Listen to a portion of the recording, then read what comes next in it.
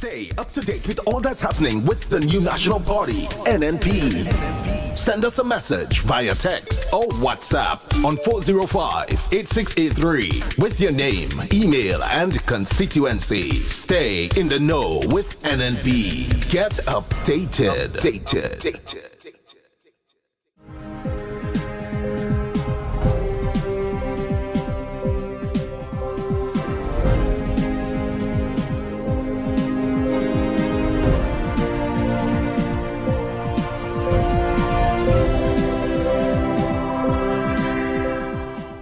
Government declares deadlock in pension negotiations. Details to this story and more in the National Report.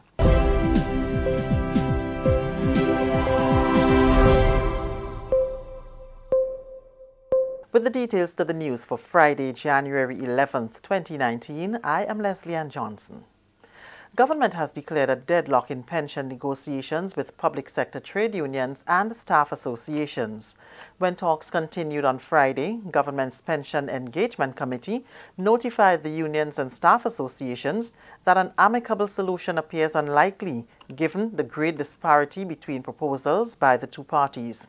Since the start of negotiations, Government has improved its offer of advanced payment of pension, also known as gratuity, to 8%. With reduced pension over 8 years. But the unions and staff associations continue to demand a 25% gratuity, which Government maintains is not affordable or sustainable. However, the continued insistence on 25% gratuity has left the Government with no choice but to declare an impasse.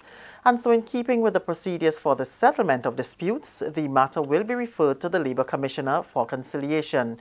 If this fails, the matter will be referred to the Minister for Labour for mediation. After opting to defer all three substantive items on the agenda during the meeting on Friday, the unions and staff associations indicated that they will communicate their official position in writing to the government. At the continuation of negotiation, the unions and staff association insisted on 25% gratuity for the members. The government side reiterated that 25% is unaffordable, unsustainable, and will breach the Fiscal Responsibility Act. The matter will therefore be sent to the Labour Commissioner for conciliation. If it is not settled at that time, it can be referred to the Minister of Labour for mediation. I wish to make it clear that the government is committed to pension restoration and reform that will benefit all state employees. That's Chairman of Government's Pension Engagement Committee, the Honourable Oliver Joseph. The Grenada Development Bank, GDB, and the Ministry of Labour have created a financial package that will assist new recruits for Carnival Cruise Lines to complete preliminary requirements for employment on the cruise ship. These include medical, fitness training, and visa applications. Representatives from GDB met Friday with the first batch of recruits. More than 80 applicants have been accepted, with the first 40 due to commence work in mid-April. Labour Minister, the Honourable Peter David, encouraged the group to give priority to planning their future as they embark on a new chapter. Plan your life, plan everything about your life. Say you want to go here and plan how you get there. I'm sure if you're in Grenville and you say you're going Granans, you're going to figure if you're going East Coast, West Coast, or going down over the hills. You're going to say, well, that way is shorter because less gas. So less gas, this way longer, but I had to meet a girlfriend on the way down. You're going to plan every step of the way. Similarly with your own life, plan every step of the way. And it may sound as if I'm just an old man just being miserable. But the truth is, if you plan, it is more likely you'll succeed than if you unplan, because there'll be all kinds of ad hoc moves on the way forward. So I just want to say that. And in relation to the bank, and the reason I'm saying that is this, that if you decide to take a loan from the bank, you have a certain income, put aside your money to pay back the bank. I'll tell you why. You're going to come back to the bank for your house. You're going to come back to the bank for your car. You're going to come back to the bank for a bus. So you have to always look down the road. GDB's Senior Project Officer, Mr. Alistair Bain, says the bank has been in contact with Trinity Recruitment Services, Inc. of Barbados. Representatives from the recruitment firm spent 3 days in Grenada in December, receiving applications and interviewing applicants for various vacant positions on board the Carnival cruise lines. Mr. Bain says the continuation of the loan program to cruise ship recruits depends on their consistency in payment. Give you information regarding the loan process, what you would be required to present us with so that we can do an assessment. Remember, we are not giving you a grant. As the minister said, we are giving you a loan. We expect that loan to be repaid, because if it is not repaid, the next batch of recruits may not be able to access funding. If we think that the program is not successful in terms of our funding for that particular sector, we would have to review it and probably withdraw it. You don't want that to happen. And the bank's External Relations Officer, Ms. Carla Haywood, shared some information on the financial package. We're looking at a figure of $6,000 maximum that y'all would look to use. So on a monthly basis, your payback should look at $520. The last set of loans that we did cruise ship wise, it came up to about $7,000, and that figure payback was $600 a month. This is the National Report. More news after the break. It is here again, it is here again. The Made in Grenada Expo is here again. And I just hope the whole of Grenada ready, because I sung in a clarion call. The Made in Grenada Expo is here again. The Made in Grenada Expo is on February 7th, and the public is encouraged to come out and give full support and buy out all local products on show. Products manufactured right here in Grenada, 100% Grenadian, and it's happening right here at the National Stadium. Are taking in the Independence Parade and the Made in Grenada Expo one time. I am so excited. That's why I'm making a fireside. I bring my tent, my blanket and all kind of thing, and I'm camping right here until everything done on February 7th. The Made in Grenada Expo is here again. Continuing the news, the Grenada Tourism Authority GTA says Grenada has exceeded its tourist arrival target in 2018, welcoming 528,077 visitors, just over the 500,000 mark set in 2017. The arrivals account for stayover, yachting and cruise ship visitors. A strong performance was recorded in stayover arrivals with an increase of 9.97%. The numbers moved from just over 146,000 to more than 160,000, with special mention given to what the GTA describes as a bumper Christmas season, which recorded 17% growth. The GTA's Chief Executive Officer, Ms. Patricia Ma, says they are encouraged by the numbers. Canada recorded the highest growth. The Canadian market in 2018, would you believe a 19.5% increase year on year for the destination. So Canada, look at Canada, guys. There's a lot of potential in the Canadian market, and you know, it's fantastic. And then the USA followed suit and grew by 12.38%. year on year. So the USA market is also very strong for us. The Caribbean market also grew significantly, almost 7% year on year. And that's our friends from around the region visiting us in Grenada.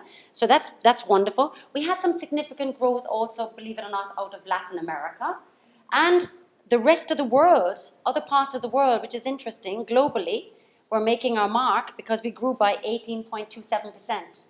Yeah, so that for us is interesting statistic data. We're growing also not just in our key source markets, but globally.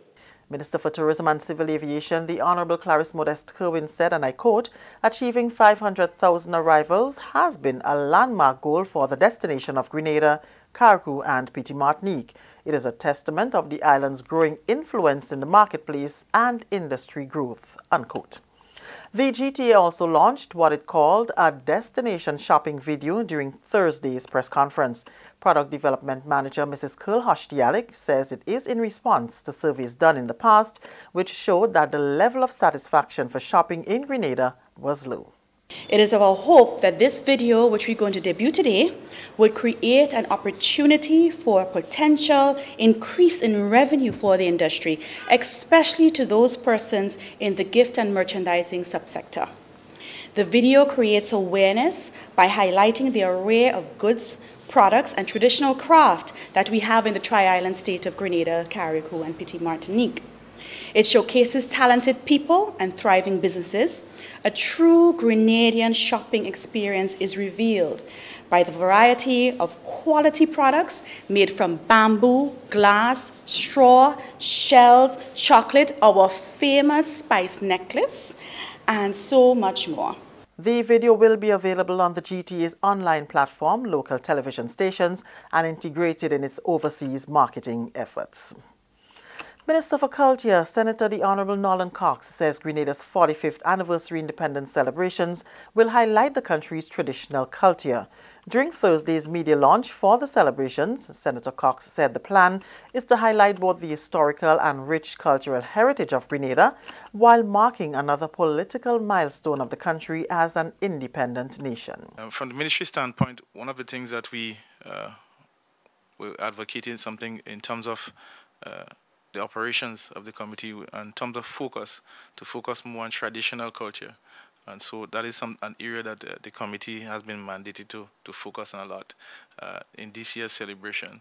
So Mr. William didn't mention that, but I just say that, let me just let you know. So that is a new area of focus, more on the traditional culture. The minister also spoke about the National Dress Initiative that will be launched as part of this year's celebrations. He says the process is being done jointly with the Cultural Foundation and will be implemented officially for the 2020 independence celebrations. So a number of initiatives have already been executed.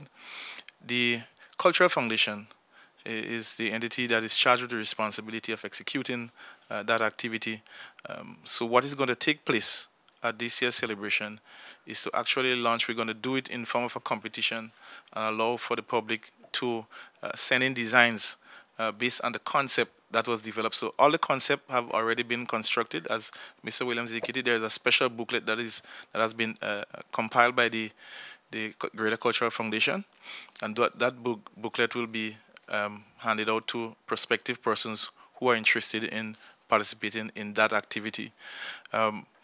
We were hoping to actually have the final way for this year's celebration. We are working hard towards that.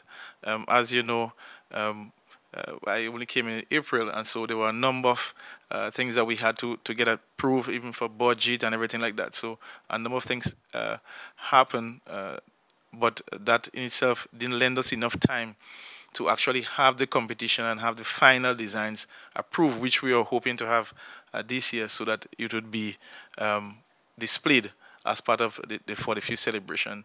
Among the many activities listed for the 2019 Independence celebrations are the Community Oil Dung Initiative and Beautification Competition.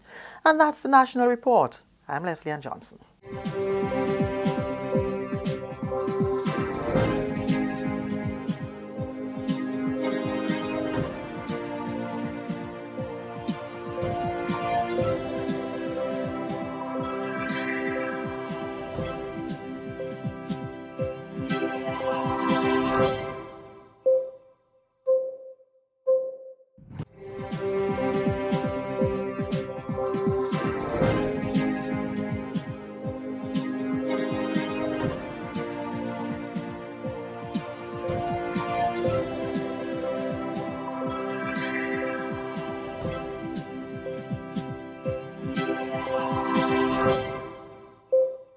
Putting the lens on Grenada, its people and its possibilities. This is State of Affairs.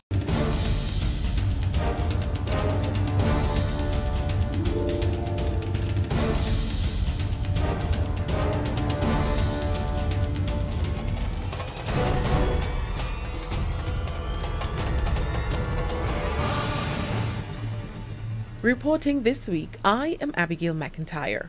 Work begins on the new Renegade Rum Distillery. Find out how this new foreign investment project is bringing much needed development to the parish of St. Andrew. bringing back the national platform for young people to express their skills and talent. Hear more about the return of the Festival of the Arts, even after a 9-year break. And Grenada gears up for another referendum, this time to decide on whether the CCJ is the best fit for the country's final court of appeal. See why government thinks it is. Kevin Frederick, Wendy, Edmund, and myself all report from the Grenada heartland when we come back.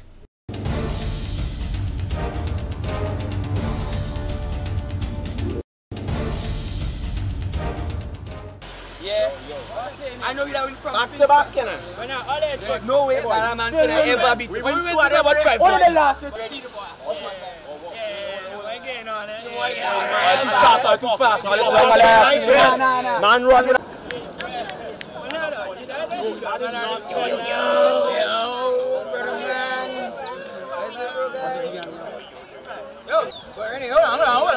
hold on.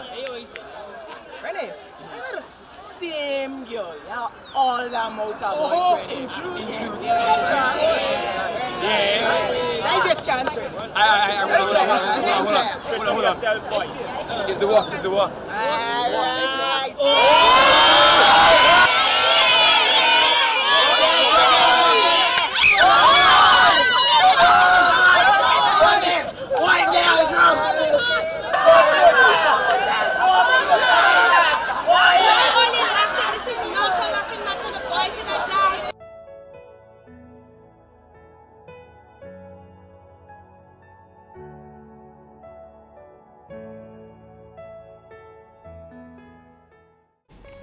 Whenever a pedestrian is attempting to cross a pedestrian crossing or any other road, he must first stop and make sure that there is no oncoming vehicle.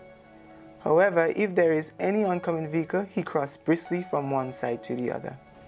If there is any vehicle proceeding, he ensures that vehicles come to a complete stop.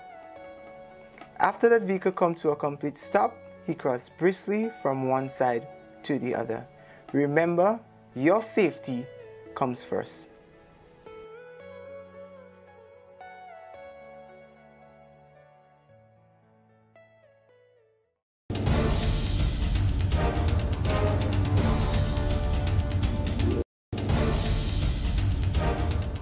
Welcome back. Grenada is one step closer to seeing the production and export of the premium Renegade rum. Construction work has begun at the site for the new distillery in Conference St. Andrew, and the company is moving full force ahead to meet a deadline of July 2019.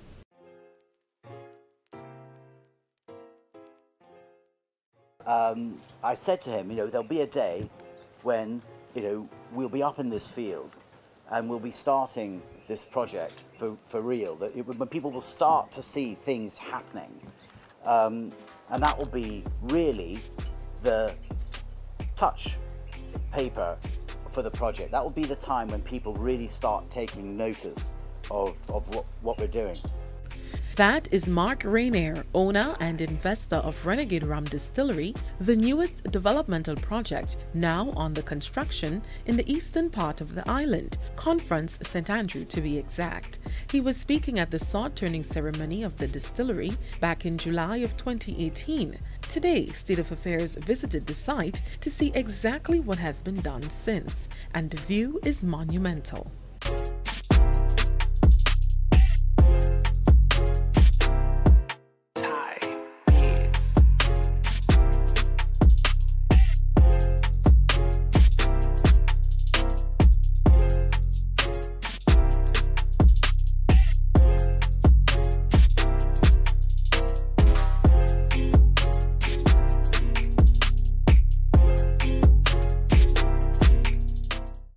Where we are standing, we have excavated about 1, 2, 3, 4 foundations for 4 different buildings. This is the warehouse, the aging warehouse, where we'll have our barrels and so aging with the product. So he's just tidying up that foundation right there.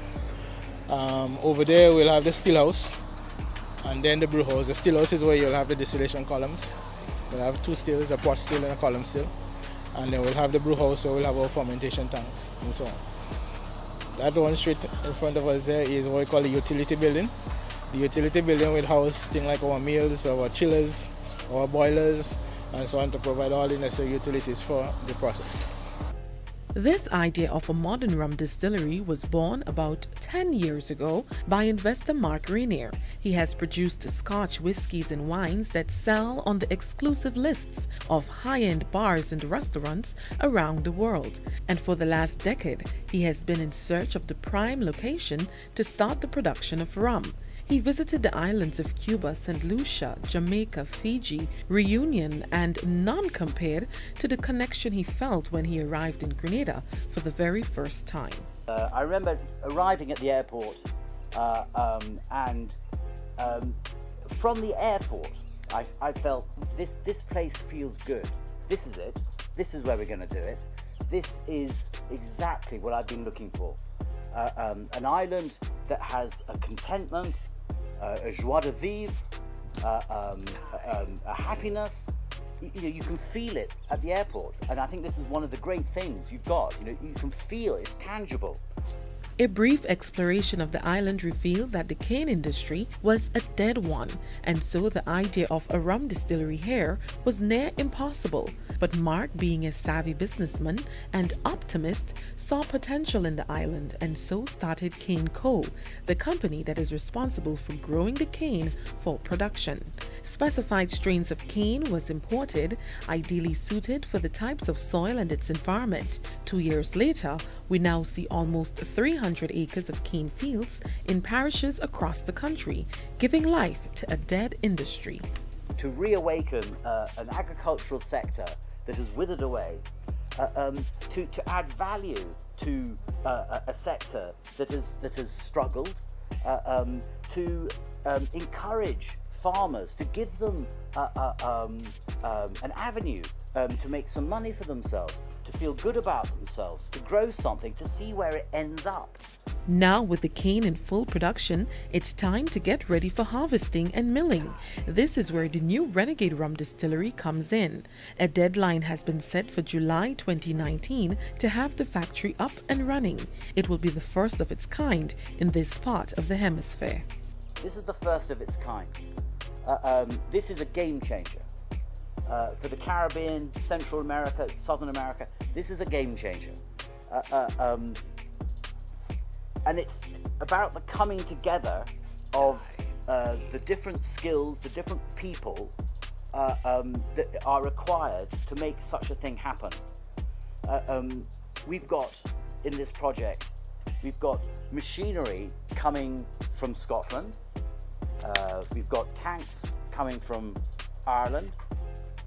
We've got a biomass boiler coming from South Africa.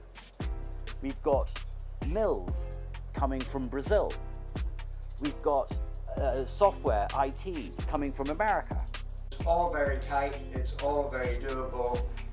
Eric and I are working assiduously towards it. We have Devon, our head distiller, who's a Grenadian, which he's going to assume his duties as head distiller, but for now he's filling in other Renegade roles, thanks to Devon. And then there's Graham Williams, our director, who's, pulling everything together from the top. So we've been going very well, very busy, and very happy. So that means cutting canes and bringing them up here and that kind of a thing? Cutting cane, milling the cane, fermenting the juice, boiling the rum. By July next year we should have our first batch of rum ready. And then, but it's not going on the market. So that first batch obviously will come into our aging warehouse. So we'll fill it in the cask and have it age. Because what we will be producing is a premium rum, not a white rum that will be on the market eventually at high strength or so. It's a premium rum, properly aged. The project will be done in phases, each part carefully thought out and analyzed. It's going to be a phased approach. It's going to be concurrent. It's going to be still house, brew house, utility building, cask house, all going at the same time and staggered.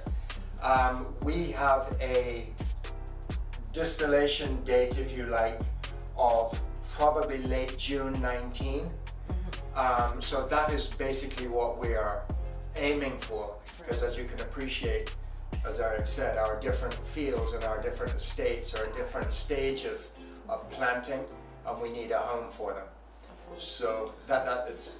So this machine will be arriving in the fall and the winter, all through March probably. So what we have to do is we have to get these building slabs out of the ground. We have to have concrete ready to set the machinery on. We can build walls and roof around it, which is more than likely what we'll do. That's correct. So we have to have floors before the machinery arrives. Exactly.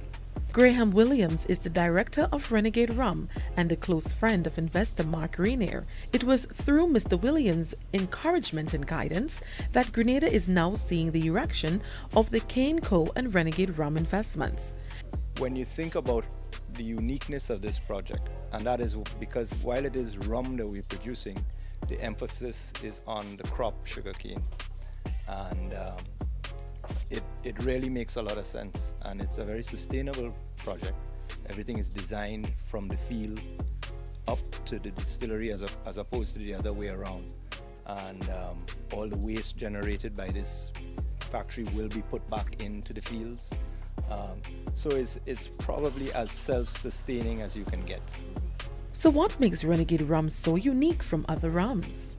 It's the fact that we are cultivating each plot of cane to give you a different quality of rum.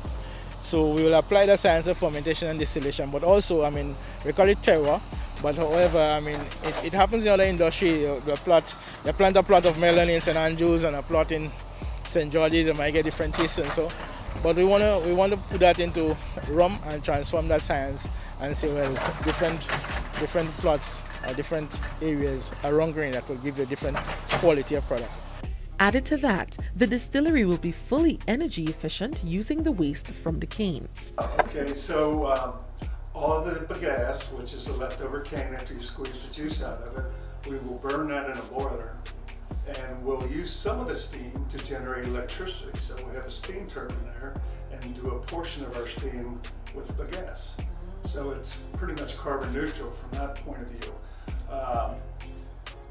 We have a bore well where we can bring water up out of the ground, and we won't have to pull the resource from the Wasa, except for our domestic water for our restaurants, etc. The ash from the bagasse we'll use as fertilizer to put that back on the fields. We are considering some other renewable energy options, such as solar photovoltaic. They're out there. Obviously, we're trying to get the plant up and running. But all the equipment is very efficient. It's very state-of-the-art. It's all computer controlled. As is expected, many jobs will be provided for persons in the area during the construction phase, about 100. Apart from jobs, many other opportunities exist for farmers and persons in the area.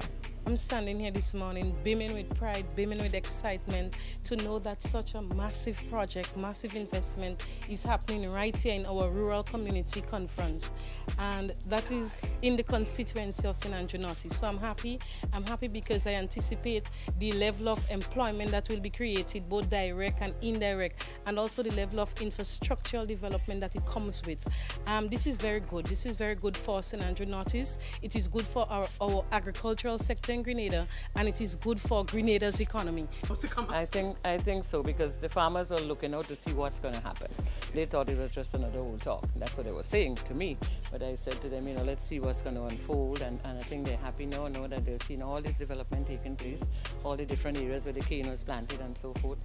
They see that kind of development, so they feel very confident. And seeing that again, the breaking of the ceremony, sword-turning ceremony here this morning, that alone would give them more confidence in getting their lands prepared and, you know, getting the whole idea into to make it a reality. So very good for the area. So far we've employed people within the area in terms of widening the road, fixing the road. There are spin-off benefits for the residents of the area, where in widening the road, we at our cost, which is Renegade Rum, we fix the gap, we fix the yarn to keep the old vehicles off the road, fix some of the vehicles off the road and so on. So the aesthetics of the area will be redefined also, as well as having that manufacturing aspect. For State of Affairs,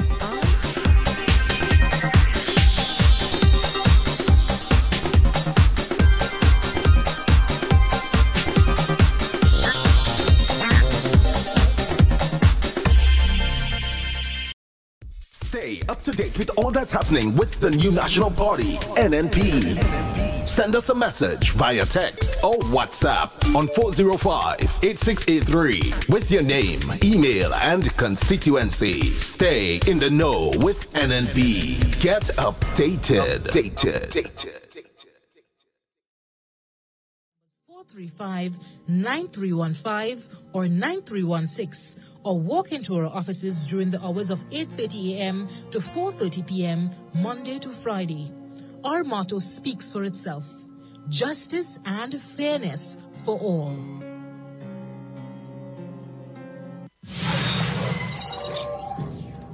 You're listening to Hard Talk Grenada via www.hardtalkgrenada.com.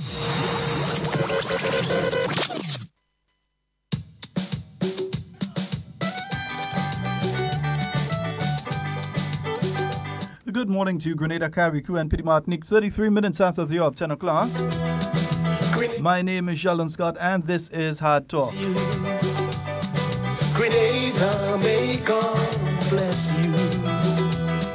The gem of the Caribbean, struck by Hurricane Ivan. The spices blew in the wind and the people all started to... And we are live on 97.5 City Sound FM. Has wrought havoc and caused great pain, but we are proud to say that we are on the rise again. To those of you who usually tune in on our 89.5 frequency, we've been having some issues with that frequency today. The spice leaves. But you can get us on 97.5. The spice, yes, a building better than before. Also live in Carriacou on 92.9 Sister Isle FM. Spice leaves. And in Brooklyn on 94.9. Yeah, so I'll be taking you up until the 12 o'clock hour. The industry, tourists to visit the land are amazed at the things they see. Our good friend Devon is not in today, still feeling the, well, I don't want to say after effects because he still have it, the flu. Right, and we know you'll be satisfied. I know the pleasure is ours to invite you to our shores. You will never regret for sure. The spice. What we did, we fighting up. Nice, good. The spice leaves. It's an open line today. The spice. Yes. Phone line 440-7377. That's 440-7377. And for those of you outside of Grenada, particularly those of you in North America, 347-329-3101. Oh, yes. The spice leaves. The gem of the Caribbean, struck by Hurricane Ivan. Yes, we're heading down to Independence 2019. 45 years as an independent nation. I'm saying a special good morning to all of you on the live. Hannah, yeah, hey, Shaka. Devon, I see you on the live, eh? Right, nice, right. Colette, Avon, Alberto, good morning to you. And Sonia, see that you've clocked in with us. Hey, Coast Guard, yeah, let me say a special good morning to all of you out there at the Coast Guard base. Good morning to all the Coast Guard officers. Nicole, I see you there as well. Folks, remember to like and share the live.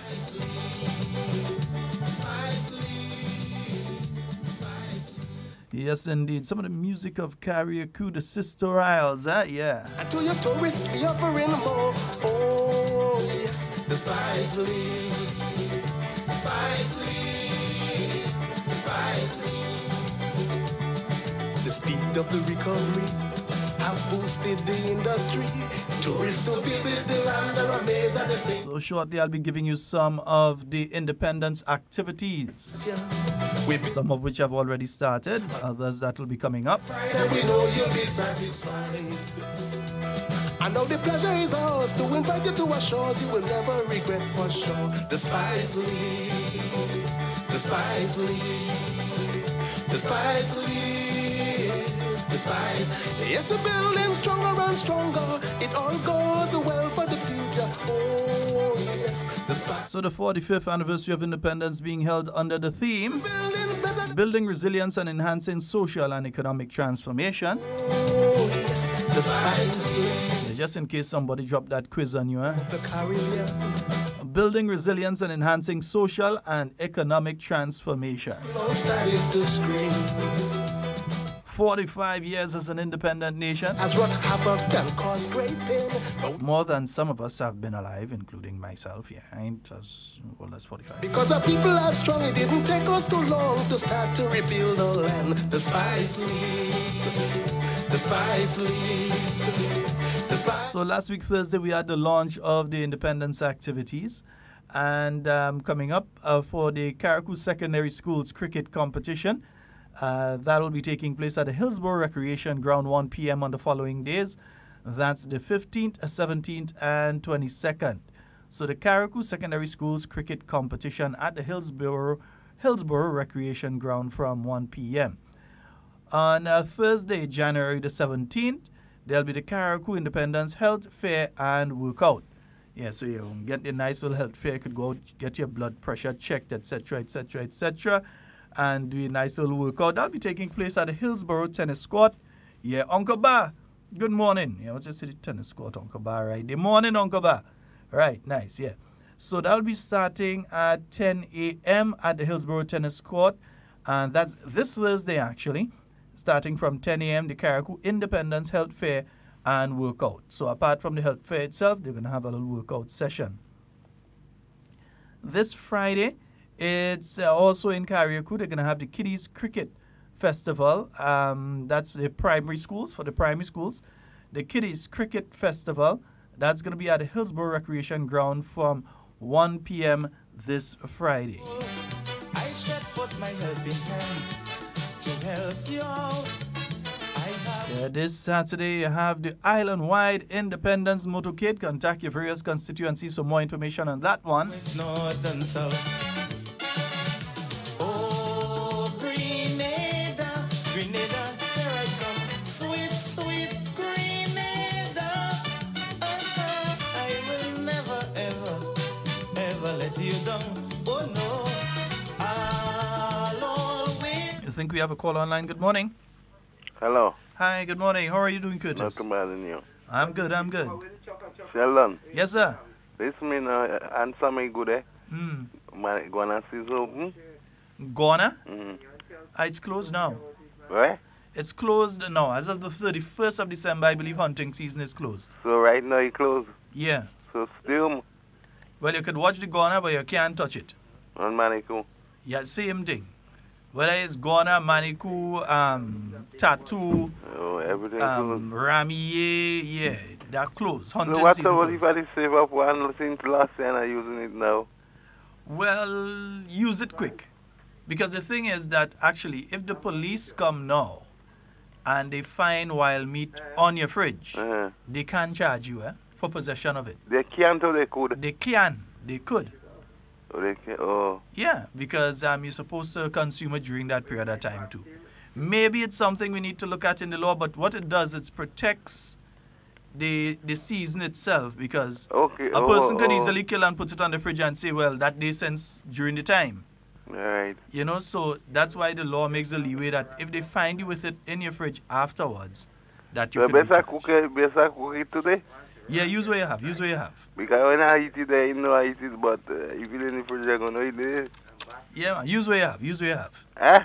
You gotta use what you have, man. All right, I go have to do that. All right, brother. That's what Devon good. Well, the flu beating him up. Eh? The flu is beating him up, and he getting some good lash. Okay, I know. Yeah. I have it myself, but what you gonna do? You gotta fight it. All right, well, take it easy. All right, brother. Uncle Ba, good morning, my brother. I'm a good man now. Yeah, man, Uncle Ba. Good soul there. All right, boy. Take care, man. Yes. Yes, indeed. 440-7377 329-3101. Hey, let me say a good morning to my big brother Hinkson. Hope you're having a wonderful day today, bro. Yeah, man. I just deal with a little flu playing interfering with me, yeah. Can't take too much of what I was talking about last week. It just thin out your blood and could damage things, you understand? So I do something else now.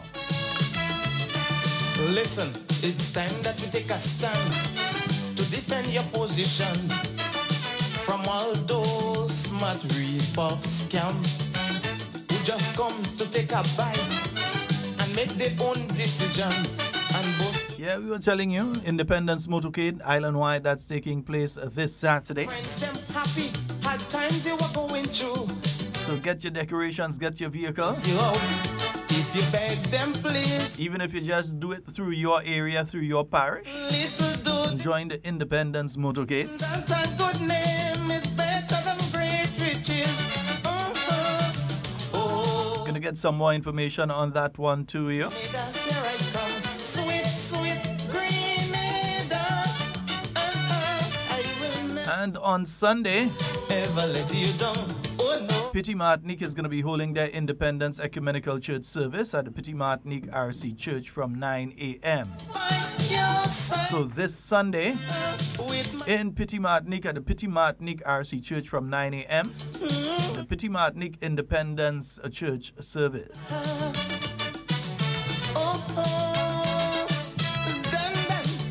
Also taking place on Sunday, there's going to be the 45th anniversary football competition at the Karani James Athletic Stadium. That's going to be from 3 p.m. Let's see who's going to come out as the champions.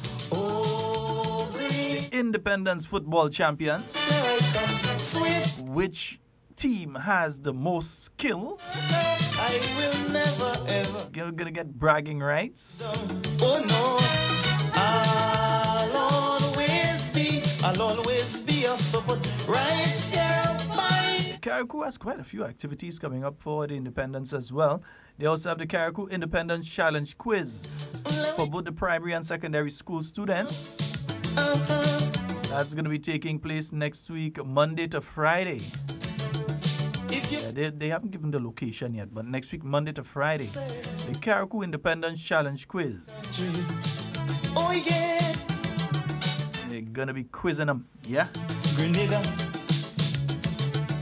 Oh, I love you. One activity, I'm interested in all of the activities, but there's one activity here. The 45th Anniversary Youth Parliament, that will be taking place next week, Wednesday, starting at 10 a.m. at the Parliament Building. Mr. Technical Man, we go broadcast that one once we get streaming it. Yeah, we go. Yeah, so we're going to stream that one, yeah. Nice. We'll make sure that we get that one and stream it for you. So next week, Wednesday, do expect to hear Hard Talk.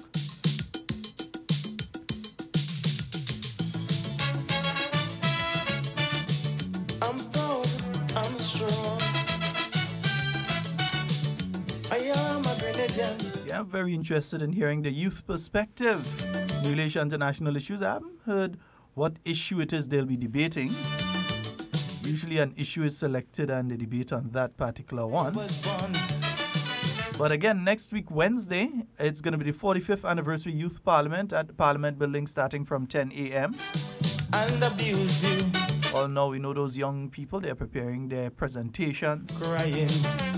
I devote my heart, my body, and my... Organizing the little dan-dan and thing, you understand? To help you out. I haven't got time. So watch the Youth Parliament so, because people has end up from the Youth Parliament into the full Parliament, eh? The west, north, and south. Off the top of my head, I could remember, let me see, I believe Dwight Hosford would have been in Youth Parliament. He's now the Attorney General, I believe, in Anguilla. Yeah, so you had Dwight Hosford.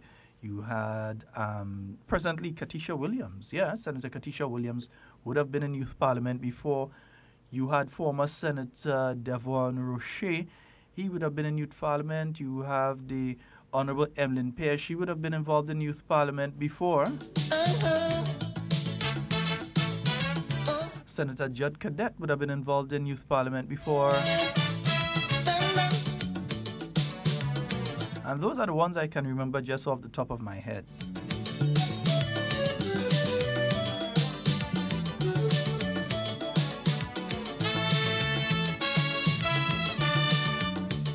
It's quite a long time now since you have fallen back to the last rung of the ladder, and your neighbors stand up there and uttering no talk.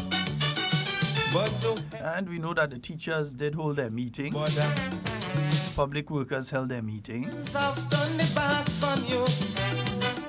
don't want to see a friend. And they have decided that they're going to go the legal route. Well, good luck. With them, one day you will rise up too. Cause in times to come, is the bread they might have to eat. Listen, let we go. We'll continue to say that while the teachers union has to look after their membership, and the public workers union have to look after their membership, and we shouldn't hate them or dislike them or want to cuss them or anything like that, because you must remember at the end of the day, they're still our brothers and sisters. Some of us have family members who are teachers and public workers and so on. By your side, with my arms around you, to wipe your weeping eyes. Let we go. Yeah, so we can't approach this from the perspective of, oh, we hate this one or we hate that one, or no. And the teachers themselves, I would have hoped that their leadership would have been telling them the same sort of thing.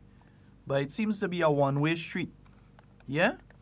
That only on programs like this program, you'd have people saying, okay, they have a right to take industrial action, but the government has a responsibility to look after the interests of each and every Grenadian and not just one specific sector. Yeah? We would say that here. But you don't hear them saying, well, okay, if somebody doesn't have the same perspective as you, that you should respect that person's perspective.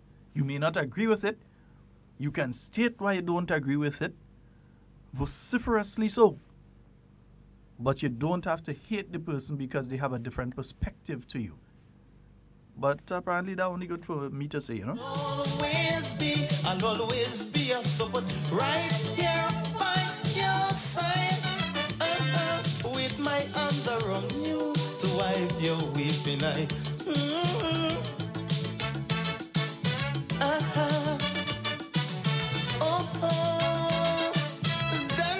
Now, speaking about the teachers, but I didn't finish the list of stuff for the independence activities. Yeah, because next week, Thursday, they have the 45th anniversary swimming competition at the Good Hope swimming pool. No, they were doing some rehabilitative work there, so I'm hoping that it's up and running now. I know that was filling the pool. In Carriacou and Petit Martinique, at the school's independence relay meet. That's going to be at the Hillsborough Recreation Ground. Ever let you down. Oh no. And you all wonder why Carriacou keeps improving when it comes to sports. For independence and all these other things, they have little sport meets, and then they invite over Union Island and so on, and they have the little relay and all of these things, and then they take part in different sport meets down here. That's why they're improving, because they're giving their athletes more and more exposure. If you feel living like me. So next week, Thursday, the Carriacou and Petit Martinique Schools Independence Relay meet at the Hillsborough Recreation Ground from 1 p.m. Grenada. Oh, I love you, Grenada. Hillsborough Recreation Ground, real game workout, boy. What? Grenada. Oh. Right, and the Saturday following this one, that's the 26th, it's going to be the 45th anniversary Calypso competition. Yeah, so the guys who sing this song like we're Randy singing, yeah, you know. Men have raped you and abused you and left you there crying. I devote my heart, my body and my soul. I stretch forth my helping hand to help you out. Let me see, Carriacou also has the ecumenical service because Petit Martinique is having theirs this Sunday. The following Sunday, Carriacou is going to have the ecumenical service at Thy Kingdom Come Deliverance Sanctuary from 9 a.m. And the following Wednesday, Petit Martinique will be having their parade and rally. So we expect Her Excellency Dame Cécile Lagrenade to be there. Never let you down, oh no. I'll always be your support right here by your side. With my arms around you to wipe your weeping eyes.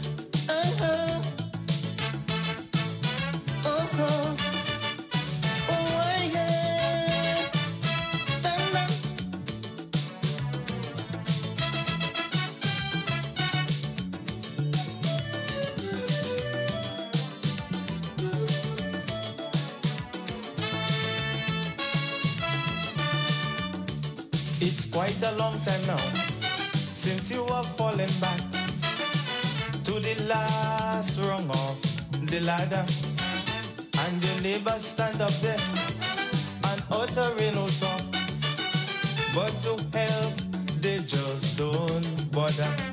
Some of you, yeah, my voice is not with me this day. they don't want to see a friend with your name on it. Don't bother with them. One day you go rise up to. Cause in times to come is the bread they might have to eat. Listen, let we go. Oh, Grenada, Grenada, here I come. Sweet, sweet Grenada. Yeah, so as we said, next that's Wednesday the 30th. It's going to be the Petit Martinique Parade and Rally at the Petit Martinique Playing Field. The following Thursday, the Thursday after that, will be the Carriacou Parish Rally and Parade at the Hillsborough Recreation Ground. On Saturday, the 2nd of February, there's going to be the Cultural Extravaganza. That's going to be taking place at the Grenville Bus Terminus in St. Andrew from 7 p.m. Now, a lot of you usually look for the Cultural Extravaganza the night before. No, it's February the 2nd, the Saturday before, at the Grenville Bus Terminus from 7 p.m. On the 3rd, there's going to be the National Ecumenical Service. That's the ecumenical service for everybody now. That's going to be at the St. George Anglican Church. On Monday, February the 4th, the launch of the National Dress Competition. So those of you that have in your mind a concept of what Grenada's national dress should look like. And when we say national dress, we don't mean a dress alone. Eh? Yeah, we mean both male and female. You know, if you go to St. Lucia, they have a national dress. They have a particular outfit that they wear. You know, this is a St. Lucian. And many other countries. I know the American one is now maybe cowboy boots and thing. But each country, they have different items that they wear that they equate to national dress. Yeah? So that's the same thing that Grenada is attempting to do right now. Get their own national dress in play. Nice. Listen, it's time that we take a stand to defend your position from all those smart rip-off scams who just come to take a bite and make their own decisions. Thank you, Ms. Duncan. To the world that they are the reigning champs, while your friends them happy had times they were going through, they still wouldn't help you out if you beg them, please. Yeah, on the 5th and 6th, the 2 days before Independence, it's the Independence School Treat. That's going to be at all schools, huh? That reminds me, I have to contact Dali. Want to get our Independence wear and gear, you know what I'm saying? Helen Marie, have your Independence stuff out yet? I haven't passed by you for the past week or so, yeah? Good morning to you, Helen Marie, downstairs the NIS Mall. You know, usually when it's Independence time, you have little outfits for the kids and so on. And even the bigger folks, if they so desire.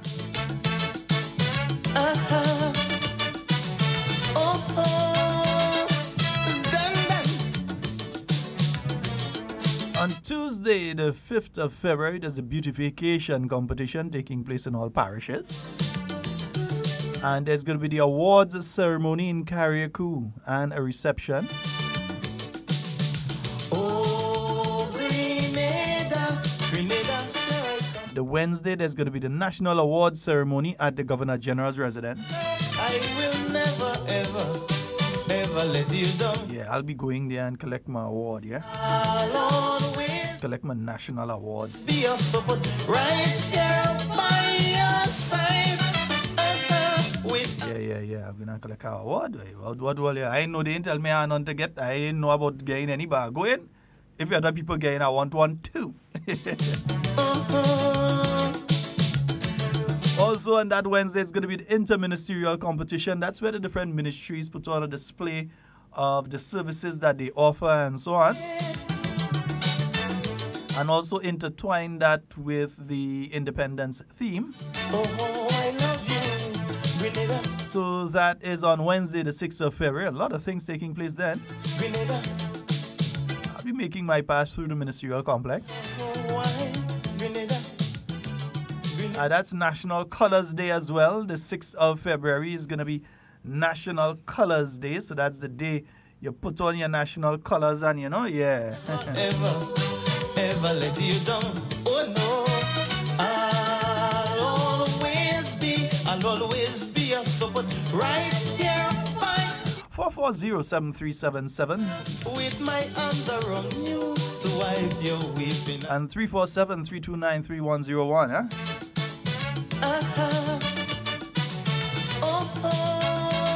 Then of course you all know where the big one is, huh? The Independence Day Rally Military Parade and Made in Grenada Expo at the National Stadium on the 7th of February. That's going to be starting at 3 p.m. Oh, Grenada, Grenada, there I come. Sweet, sweet Grenada.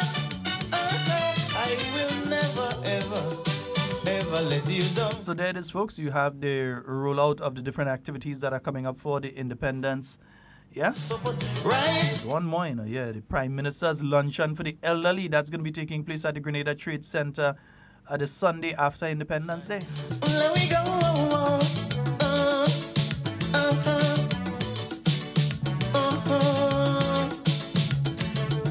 If you feel the pain like me, feel free to say, I love my country. Also on the 6th of February, there's going to be the Independence reenactment and This Is Home concert on the Carriacou. They're only going to shut off the light and thing to use generator. Oh, I love you, Grenada.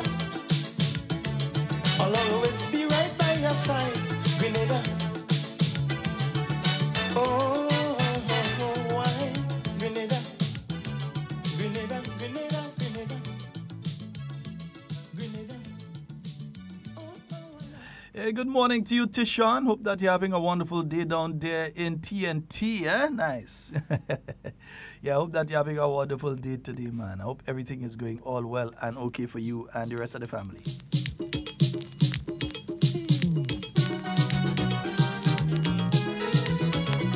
And I'm not too sure in which area you're asking about.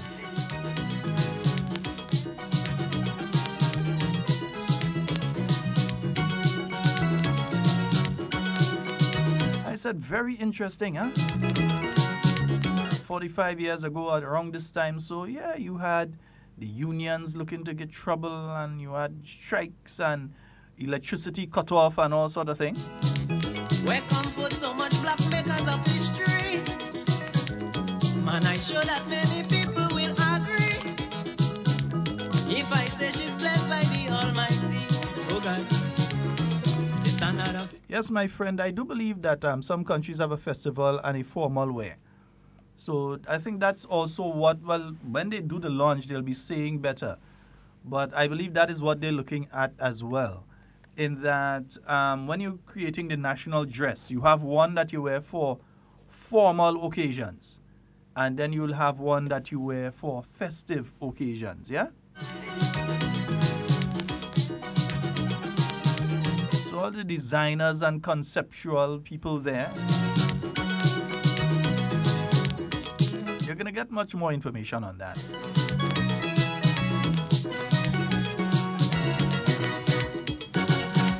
Also remember, folks, the National Sustainable Development Plan 2035 Contributors Forum, it continues this week. Man, I sure that many people will act. We've got a call online. Good morning. Yeah, good morning, Mr. Scott. How are things? Hey, I'm going to say I'm fine. I went there 3 months, I don't listen. Oh, goodness. Yeah, I did some construction there, man. Well, I know how that goes, man. I prefer you making the money. Yeah, I got used to the guy with non-concrete now to come. So I say, well, I'm missing a program there, man. All the activities are wrong. Yeah, for the independence, there are quite a few activities that are coming up. Well, let's try go on. I was talking about now, come on, to see the car work for me. He say he blame the commission for this crisis. What crisis? This work one with teachers thing. I say the poor people are deserve the raise up pay. He don't give them. He can't give people who don't like him. So no matter what he do, they don't like him still. I don't have to laugh the way he say it there. You say the poor people walk on the road and then them are deserve the raise up here. Go and give people who don't like you. Them are support you. Them are to give you raise. So I think back. I say, you're right. Because the poor people they was making a 2 fortnight for a year. Them are deserve the raise up here. Should. And he was right when I think he was blaming him for one of what he was talking about, and then he say, nah, he blaming the boss for what he do there. Because he's supposed to give the poor people the raise instead of give people who don't like him. Because no matter what you do to try to like him, they don't like you still. You give them raise, you recognize them, you do what to do, they don't like you still. No matter what you do, just can't make people like you, they don't like you. Well, see, you just can't make people like you who don't like you. You say, give the people who the poor people what supporting you. It's just got all Devon. Well, the flu, man, the flu has him. All right. So well, he's not in with us today. All right, my brother. All the best and Happy New Year. Okay, no problem. Yeah. Bless. And you see, the thing is, it's not about like and don't like, you know. Okay, if it was about like and don't like, or who like you, or who you're trying to get to like you, if it was about that, then all government had to do is say, well, to hell with the economy, to hell with all the international ratings and gradings and that sort of thing, and the help that would give to the Grenadian economy over a period of time by us being able to achieve more, by being able to access more funding and so grant funding and all of that. You'd have just said to hell with that. You would have give 30%. While they asked them for 25, you'd have said, nah, take an extra 5 on it. You'd have give 30% to all of them. And then all of them would have love you. If it was about who like you, and you're doing things to make who don't like you, would have done that. And would have easily come and say to all of the bushers and so, here's an additional 500 on your salary. Yeah? Go to all the money and say, we're increasing your salary. We're giving you the 25%. We're going to increase your salary by 25%. That's what you would have do if you're looking for people to like you. But in the long term, would it be sustainable? No, it's not. You might not even be able to do it the first month, much less to maintain it for an extended period of time. You might be able to do it in the short term. You might be able to do it for a few months. But then you're going to run into serious problems. So I understand, yeah, the perception might be that this is being done because you want people to like you. No, it's being done because it's the right thing to do. That's why the negotiations took place. That's why government never filed any sort of challenge. This government filed no challenge to the outcome of the Hermelin Armstrong case. It's not because you want people to like you. It's because it is the right thing to do. People have worked in the public service and are working in the public service for 20-something and 30-something and even 40-something years. And then they're leaving the service with absolutely nothing. That's not right. That when you go, all they tell you is they give you a letter that say that your service ended today, they give you a final paycheck, and the staff themselves might throw a little party for you and bring a 2 piece of cake and some, what they call it, cheese straw, and a 2 bottles of soft drink. No, you can't do that. Not after 40-something years in the service. I've been through the public service. I've met people who worked with Sir Eric Matthew Gary and retired. And when they retired, what did they get? They get the little something, some of them, if it was in the days of Gary, and they were in a confirmed position back in those days. And that's the problem that a lot of people had. Even though they were there from since those days, they were not in a confirmed position. So some people were working before the revolution, during the revolution, and even after, and thinking that they would qualify for some form of pension, not realizing that there are different criteria that you must meet. You must spend a certain amount of time within the government service and a certain amount of time in a confirmed position. And the problem with that is that you have so many people who are on the quote-unquote unestablished. So these are the people that the union ain't talking about them. These are the people that have been there for many years, would not have been in a public work, the Public Service Commission confirmed the position, but have spent even more time than some other people. And according to what's in the Constitution and the laws of Grenada, these people don't qualify for any sort of pension when they leave outside of the little something they get from the National Insurance Scheme. Is that fair? No. Government says it's not fair. The union says it's not fair. And that's why you're working to get that issue sorted out right now. That's why we're working on that issue, not because you're looking for anybody to like you. Just win 15 seats back to back. Not looking for anybody to like you. But it's the right thing to do.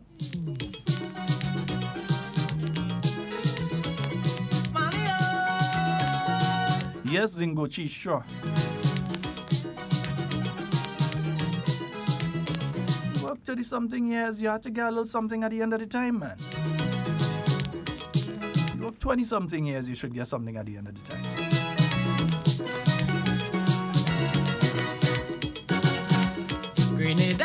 And not just me saying that. That is what, to a man and woman, every member of the government is saying. Man, I'm sure that many people will agree. But you must be able to maintain it. You can't do something for people to like you now and say that we're going to give you that now and start to give you that. And then 2-3 years down the road, or even 2-3 months down the road, the entire thing collapsed and nobody could get anything. The level of education keep rising to higher heights. And if I'm wrong, don't say that I'm right. No, I want to tell everybody I'm so proud of my country. Don't care wherever I live. At the plant, and everybody want a piece of the plant. The plant looking nice, let me get one. And everybody take a piece and they break until the tree dead. The things that my country would do for me, I am proud. I love my Grenada, my homeland forever. Sing the chorus louder. Tell them about Grenada, the land of my grandfather. She will always prosper. Oh, my Grenada, land of peace and culture.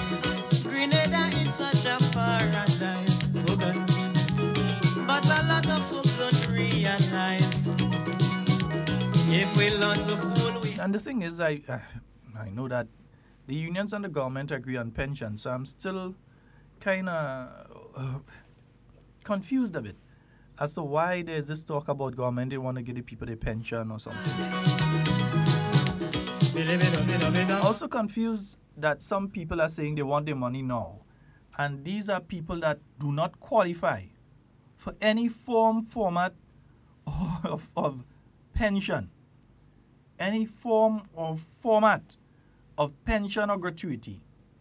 In one young lady's case, until the year 2042. United States will yeah, 2042. I just beg the Father to have some mercy. When I see madness, they're jumping up, they're whining, and they're putting up placard. You're going on something, and for you to talk about pension, you're walking with a set of placard, cussing people and maligning people and degrading people. Huh? If pension is the issue, talk about pension. Yeah? Sometimes I'm frightened I cannot eat. Hey. But when you check out Grenada, we have no diamond and silver, but we just live in unity, and that's what makes me happy. Is then I come to realize, oh God, my country is a paradise. Hey. I love my Grenada, my homeland forever. And we have a caller online. Good morning. Good morning, Senator Scott. Good morning. Hey, morning. How are you doing? I did, bro. I hear you fighting up with them on this pension thing. But Senator Scott, something I want to ask you. Maybe you could explain it a little bit better for me. Mm-hmm. And the revolution get rid of the 25% since 1958 thing after the revolution in 1979. And they had got rid of this. They removed it only for who joined the service after they passed the law. Because the Constitution says that whatever law is in place at the point in time that you enter the public service, that law is the one that must be applied to you. Yeah? Okay. So in the case of those who were there before the Pension Disqualification Act was passed and so on, they would benefit from the 25% that is in the 1958 law. for those who came after, the law in place would have been the National Insurance Scheme Act and so. So they would not benefit from the 25%. Okay. So I understand that part. But what I'm saying, did they have any demonstration when the revolution decided to make those changes? Did we have any demonstration? No, I cannot remember one demonstration about that. Neither then or when the law was brought into force in 1985. I don't know of any. When H.A. Blaze changed whatever they made change to 1985. Did we have any demonstration? Mm-hmm. Did we have any demonstration? No demonstration at that time either. Right, that's what I'm saying. Okay, let me fast forward. Right? We go right into 2008. Did we have any demonstration from 2008 to 2012 concerning pension and gratuity? None. None, because that was a deadbeat. The Grenadian people accept it the way it is. Everybody talk about the NIS and NIS. Now, when it changed, in my opinion, because I had Senator Humphrey have to play a key part in that too, because he was one of the ones that pushed with Dr. Mitchell to try to give something back to the people. I might be wrong, but I believe Senator Humphrey pushed Dr. Mitchell to give something back to the people. And Dr. Mitchell agreed. Before he leave office, one thing he would like to do is to give something back to all Grenadians, not some Grenadians. All those who deserve, and even some of them who didn't even deserve it. For fairness' sake, he decided to give something back. Mm-hmm. Right? My grandmother always say, where your head leads you, but your behind pay for it. He didn't have to touch that, because I know, Sheldon, that was a sorrow. And I always oppose that thing. I say, see this thing? Because when they hate you, they just hate you. And regardless what, that was the loophole. That was the only little loophole they see how they could attack this government. They can't go on the economy, because if you go on the economy, you fail. So they find other ways and means, and it's through the union again. Sheldon, we had that already since 1974. As I said it many times, we couldn't beat Gary by the poll. We went for the last thing at the poll, the last election, and we ended up 9-6. And we saw we couldn't beat that man. Maurice Bishop, Bernard Code, Unison White Man, Norris Bain, Winston White, H.A. Blaze. Do you understand? These was the guys that won the seat. We lost 9-6. And Sheldon, after that, what happened? You had to say, as Gary used to say, sky red. We had no choice. We all of us were socialists. We all, as young men and women, we wanted to get into power. Right? The revolution was good for the majority. And what we did, Sheldon? We turned back the clock. We turned back the clock from forward ever. And we end by all means necessary. And the last thing we tell the Grenadian people, when we say, why did you kill these ministers? They say, killed or be killed. And the same thing is coming back again on us. Why? Why we don't learn? Oh my God, the man said before he left office, he's trying to give us something back. He's trying to make sure every Grenadian who deserves something, you give them a little. We're going back to 25%. And the union not budging, 25%. That is a plan, Sheldon. You're trying to see if you can bring down the government. That's all this thing is. It's not your money. You want my money, borrow. Sheldon, and you go to the bank and the bank say, look, I can't give you the 50% you're asking for. I could only give you 20%. You go call out everybody and tell them strike because the bank ain't giving you your money. It's not your money. You're begging for a loan. So when you leave office, you ask the government if they could give you a little thing until, your real pension come. And you dictating how much you want, well, maybe I don't get it right, but something is wrong. Something is wrong. And this, the last thing I'm going to say, Sheldon, I think that this is going to be Dr. Mitchell's last independence speech. I hope you're listening to me. Because, Doc, you give it all. You give everything to this country. And I think it's time for you to make a decision. I know you wanted to solve this thing first before you make that decision, because that was the last straw. But, Doc, don't fight it if you can't. But do not do things for people to like you, Doc. Do things for people to respect you, to respect this country, even though you have to die with your boots on. But do the right thing for Grenada, Carriacou, and Petit Martinique. Thank you, Sheldon. All right. And that's what we were saying earlier. It's not being done because you want somebody to like you. Because if you want somebody to like you, you'd have just agree with what they say. Tell you they say 25, you'd have gone here and say, I didn't have 5 on top of that. You ain't actually enough. Yeah? You'd have do that. But it cannot be done. You do that and you kill the economy. It's either which way you want to go with it. So you wouldn't do that and kill your economy. Yeah? You wouldn't do that and kill your economy. 440-7377. And 347-329-3101.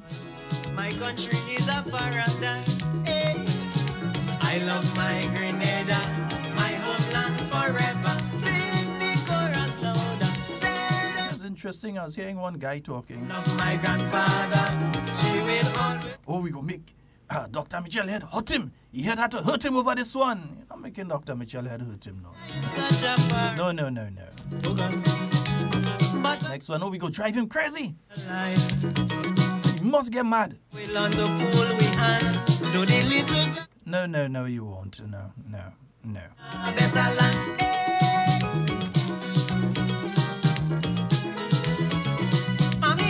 See, the thing is that at any point in time, he has nothing to prove again, politically or otherwise. Stabilize the Grenadian economy. Individual holding the office of Prime Minister who has done the most for the development of Grenada. Some things that does really make me unhappy.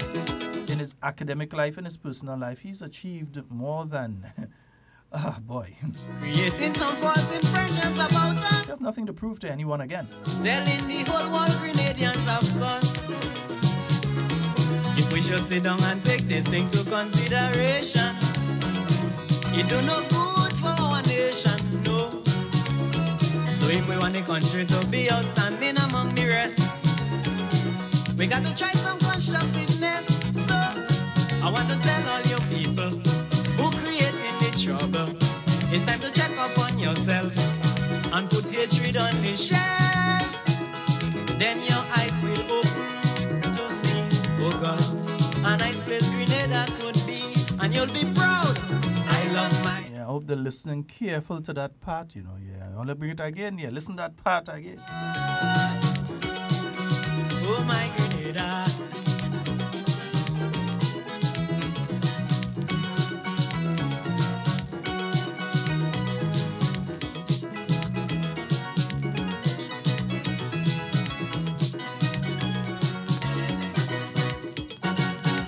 Some things that does really make me unhappy is when I see people here in my country creating some false impressions about us, telling the whole world Grenadians, of course. If we should sit down and take this thing to consideration, it do no good for our nation, no.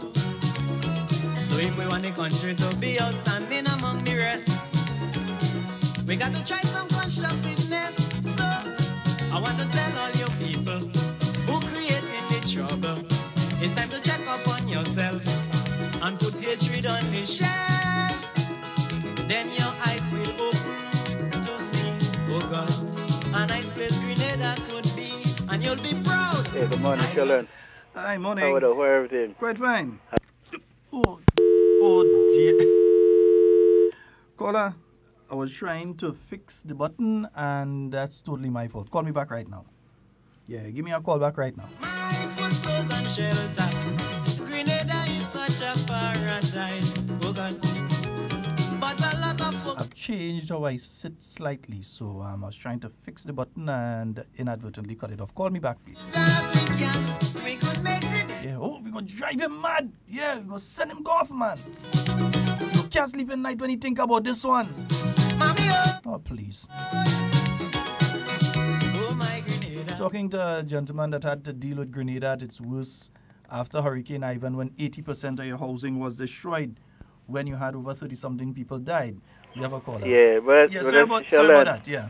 I remember Mr. Bowler said that he ain't doing what is popular for people to like him. He doing what is right. Mm-hmm. And I do believe you have to do what is right.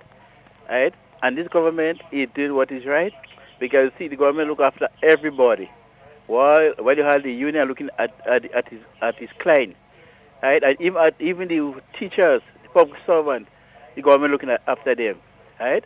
And I do believe you have a kick to share it for a portion, and some don't get in. I feel it's unfair, right? And if we have to negotiate, we have to negotiate in good faith. We have to negotiate that everybody will get a piece of the cake, not one portion of people get. And I want to say to the teachers, as we Grenadians, we want to see that we come to an agreement that where both Grenadians will be benefiting from whatsoever the government had to share, and not one set of people. And Brother Devon, Brother Sheldon, I want to say again, as we go into our 45th anniversary, I want each and every one of us come together, and every activities are there. Let us all go out and participate. Let us come together and unite to build our country. Because Grenada belongs to us. It don't belong to ourselves, it belongs to every one of us. And as to be patriot, let us work together, unite, and love one another. Brother Devon, Brother Sheldon, God bless you. All right, thank you. 440-7377. That's 440-7377. That's the number for you to call and get on the inside. And 347-329-3101. Yeah, for those of you who are wondering when the activities of the National Sustainable Plan, yeah, they are heading this week. They're heading to the Tivoli RC School. That will be today from 7 p.m. So that's the National Sustainable Development Plan Committee. They will be at the Tivoli RC School today from 7 p.m. Tomorrow they'll be in St. Patrick at the Mount Rose SDA School from 7 p.m. And on Thursday they will be at the St. Patrick Hermitage, the Hermitage Government School in St. Patrick from 7 p.m. So on Thursday they're in Hermitage at the Government School. On Tuesday, tomorrow, they are at the SDA School in St. Patrick, and today they are in Tivoli at the Tivoli RC School. St. Andrew in Tivoli at the Tivoli RC School. All right? We got to try some constructiveness. So I want to tell all you people who created the job. We've got a caller. Good morning. Good morning, Mr. Scott. Morning, sir. How are you? How you doing? I am great. I see that. I want to give my support to the one before the last caller. And I've been saying that a long while now. This thing with the impasse with the teachers and government over this pension thing, it is politically motivated. You understand? Because the government had started with 2%, right? The teachers and the union, they want 25%. They insist that 25%. The government make again a change, 8%. They're still stuck at the 25%. So they're just going through the motion to make believe that they're negotiating. But they're not negotiating. They're not bending. You understand? They just stuck at that 25%, which they know the country cannot afford. And it has been explained to them. Right? They are educated. They are not stupid, I should say. But they just want to keep this thing burning as a means of, I should say, bring down the government. You understand? I end my case, Mr. Scott. Okay, my brother. You see, the thing is this. Anybody that thinks that this issue is going to bring down the government would have been one of the persons that would have been around last year, around this time, telling you that the NDC was in 13 votes are beating Dr. Mitchell in St. George Northwest. They have the same mentality. Or that the NDC was leading in 13 seats going into the general election that happened in March last year. Anyone that's telling you that the government will be taken down because of this particular issue or would lose the next election because of this issue, that's the same kind of person. We have a caller. Good morning. Hello, good morning. Hello? Hello? You're live, caller. Okay. Yeah, call on the overseas line, you got through, but for some reason you wasn't, I know if you had the phone trying to listen to the radio at the same time. But yeah, remember to talk to us on the phone line, and you'll hear on the radio afterwards. Yeah, they have the same political ideology and same political thought process that happened last year. Remember this time last year, January last year, you had some very rabid, there's no other way to describe them, political activists that were out there saying the NNP was about to lose. Some of them may resurface their head yet. That one particular individual was there, that they only need 13 votes. 13 votes to beat Dr. Mitchell in St. George Northwest. That's what they were out there saying. It shows that either they extremely dishonest, academically and otherwise, extremely dishonest, or that they know not of which they speak. These are the people that were telling you these things. That seat gone and that seat gone, and they within a few votes they are taking that seat. And when they formed the government, some of them was already walking around looking for the new vehicle they're going and take duty-free concession on. Picking out drips for the office. Telling man on the side of the road, don't worry boss, you go be my driver. Just now again inside and you go be my driver, don't worry. That's what some of them were doing this time last year. And you know what? Because they did not understand that in the eyes of the same teachers who they feel now so hate the new National Party government, that in the eyes of those teachers, they still see this government above any other as the only government to deal with the issue for them. You ask yourself why they ain't go protest under NDC government. Not necessarily that they support NDC, but that they do not see the NDC as competent, capable, or with the track record of delivering on issues such as these. So they go rangotang, they go fight with the new National Party on it because they believe that the NNP can get it done for them. We have a caller online. Hi, good day. Hi, good morning. Hi, a pleasant good day to you. I'm calling from Trinidad. Yes, ma'am. I'm a teacher as well. I am not in agreement with what the teachers are doing. Just a matter. Number one, teachers do not strike. Second thing, the union misled the teachers in telling them that they could take how much days home. Once you go to school, you have a duty to perform. Trinidad who have the money, right? I could understand if you are on contract, 2 years after the contract, you are allowed to get that gratuity. But I have never heard in my entire life that you're getting an advance gratuity. Right? That does really make sense to me. Right? If I was like Mitchell, those said teachers, I pay them for the time that they work for, and I bring in new teachers. Because apparently, they only care about themselves, they don't care about the children. They are always on money. That is my contribution. Okay. Thank you very much. Okay. And, you know, there's some research that I have to do that I just haven't gotten around to doing to find out what exists for teachers in other territories. Yes, we're in our own place, we're in our own house, so we're taking care of our own business. But it'd be interesting to find out what exists in other countries. Trinidad, I think I'm seeing here where that is only when a teacher dies. Oh. That's interesting. I want to find out about that in Trinidad. Yeah, I'm gonna. I got a copy of the Pension Act for teachers in Trinidad. I'm gonna go through that and see exactly what takes place. But yeah, so we have to understand these things from these different perspectives. And good morning to you, Deepo. I hope you're having a very wonderful day. It's becoming very nauseating that so many are satisfied, whether because of intellectual laziness or other, to get off it with issues outside of the current teachers' PW impasse. They passionately defend out of ignorance. And that's the thing.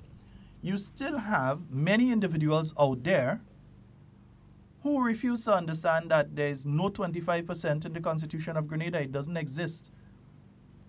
None. And I'm not just saying that. I don't ever say things without checking it out and verifying for myself.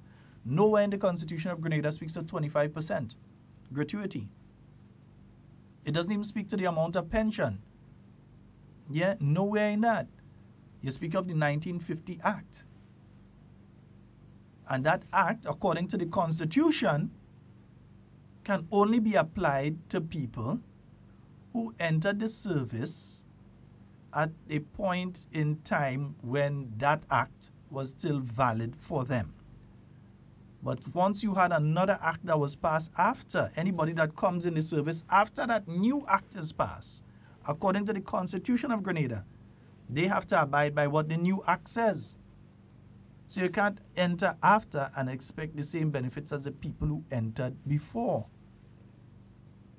That is what is the contention here, you know. That is what is one of the main pieces of contention here right now. Somebody tell me play that one for Dr. Mitchell.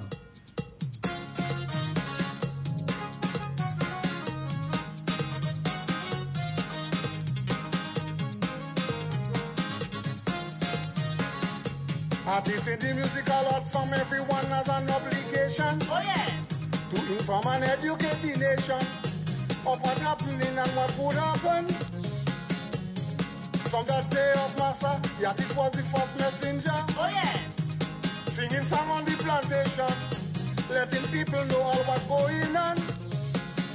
As a calypsonian with wisdom, inspiration and vision, I tell in this nation, I tell it that we don't want no dread political war. Men and women fighting for power and things so damn hard in Grenada. There's a battle there to be won. Political one or gone. If you lost the battle, it's gone, you gone. Dr. Kid, stand up and fight. Fight with all your might if you want to win. Dr. Kid, stand up and fight. Train your troops and prepare yourself for war. Dr. Kid, stand up and fight. Your position is 75,000 strong. Dr. Kid, stand up and fight.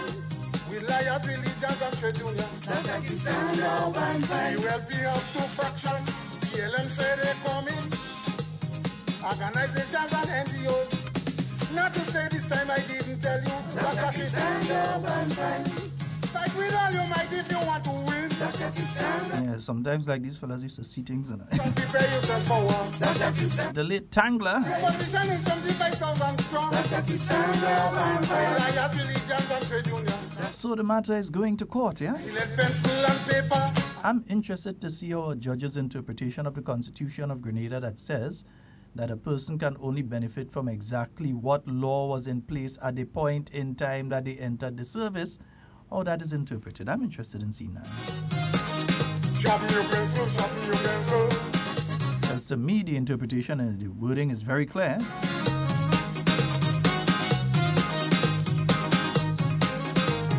But the sad thing about it is how does this affect the individuals who are now out there who really and truly, had this thing been signed to and gone through the parliament and so, could have started receiving their pension already? Although was mixed through culture, the artist was the first informer. Oh yes. For farming on the plantation, letting people know. Yeah, without all this back and forth, right now you would have had many people who would have started receiving their pension. People who have already left the service or are about to leave the service this year or left at the end of last year. Men and women fighting for would have gotten their gratuity and started receiving their pensions. There is a battle there. Now they have to wait until this case is finished. So that could be 5, 10, 15 years. Gone, you gone.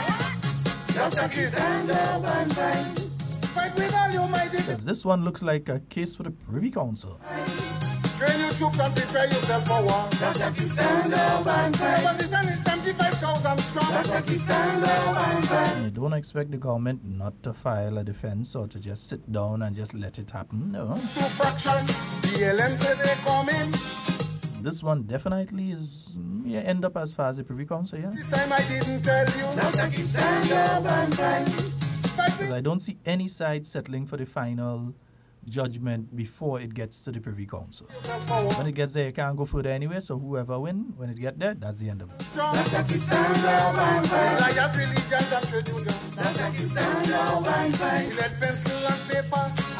We've got a call online. Good morning. Morning, sir. Morning, how are you doing? Just quiet, sir. All right. It's more or less triggered as on your mention of the Privy Council. And I lament the fact that the opportunity to have a Caribbean body, an esteemed Caribbean body,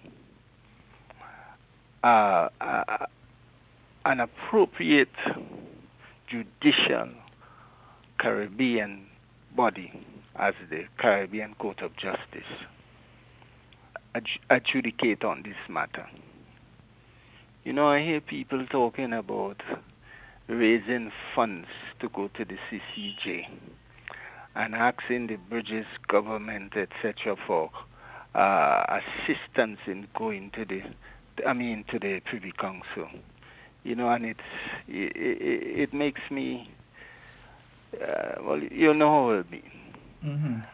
And I wish to, I lament the fact that, you know, the very people who ought to have been advocating for Grenadians to accede to the CCJ told them not to.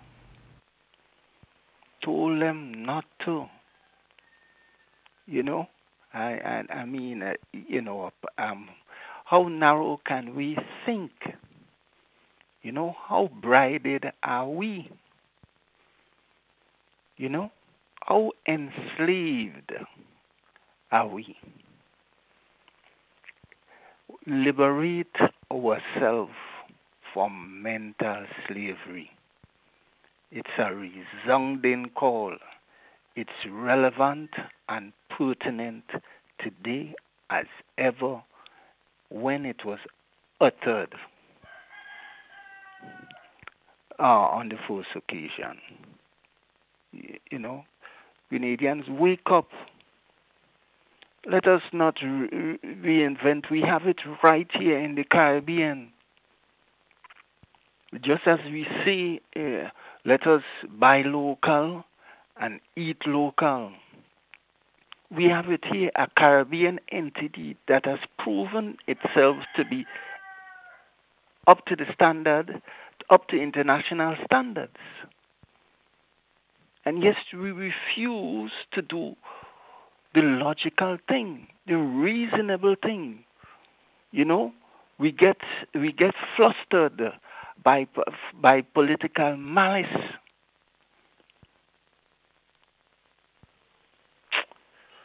So embarrassing, so. Thank you. All right, thank you so very much.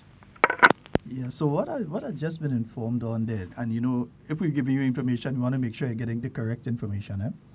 So the issue of the pension and gratuity is going to arbitration. And as far as I understand, there's not really an issue around pension. The issue here is around the gratuity, but that is going to arbitration. So that has gone to the Labour Commissioner. From the Labour Commissioner, that'll be referred to the Minister of Labour. If what the Labour Commissioner comes up with is not doesn't appease both sides, it's going to go to the Labour Commissioner. If that doesn't appease, then it's going to go to the Labour Minister. Yeah? Good morning. Good morning, Mr. Devon.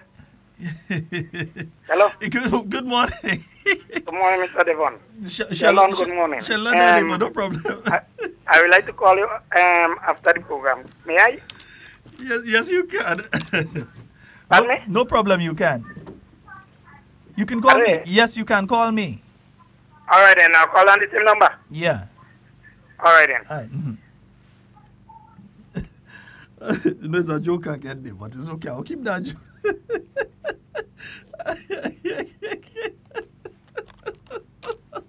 Oh, man. Oh, man, a joke again, but I can't shut out. I can't shut out. I'll leave that out alone. Letting people know what's going on. As a Calypsonian with wisdom, inspiration and vision. I'm telling this nation and telling them, we don't want no political war. Men and women fighting for power, and things could have had in Grenada. There is a battle that to be won, political one no gun. If you lost the battle, is gone, you gone. Dr. Key, stand up and fight. Fight with all your might if you want to win. Dr. Key, stand up and fight. Train your troops and prepare yourself for war. Dr. Key, stand up and fight. The position is 75,000 strong. Dr. Key, stand up and fight. With liars, religion. Yes, indeed. So that's most likely that part is headed for arbitration. And let me just give you exactly what the press release from government late on Friday said. It said government has decided a deadlock in pension negotiations with public sector trade unions and staff associations.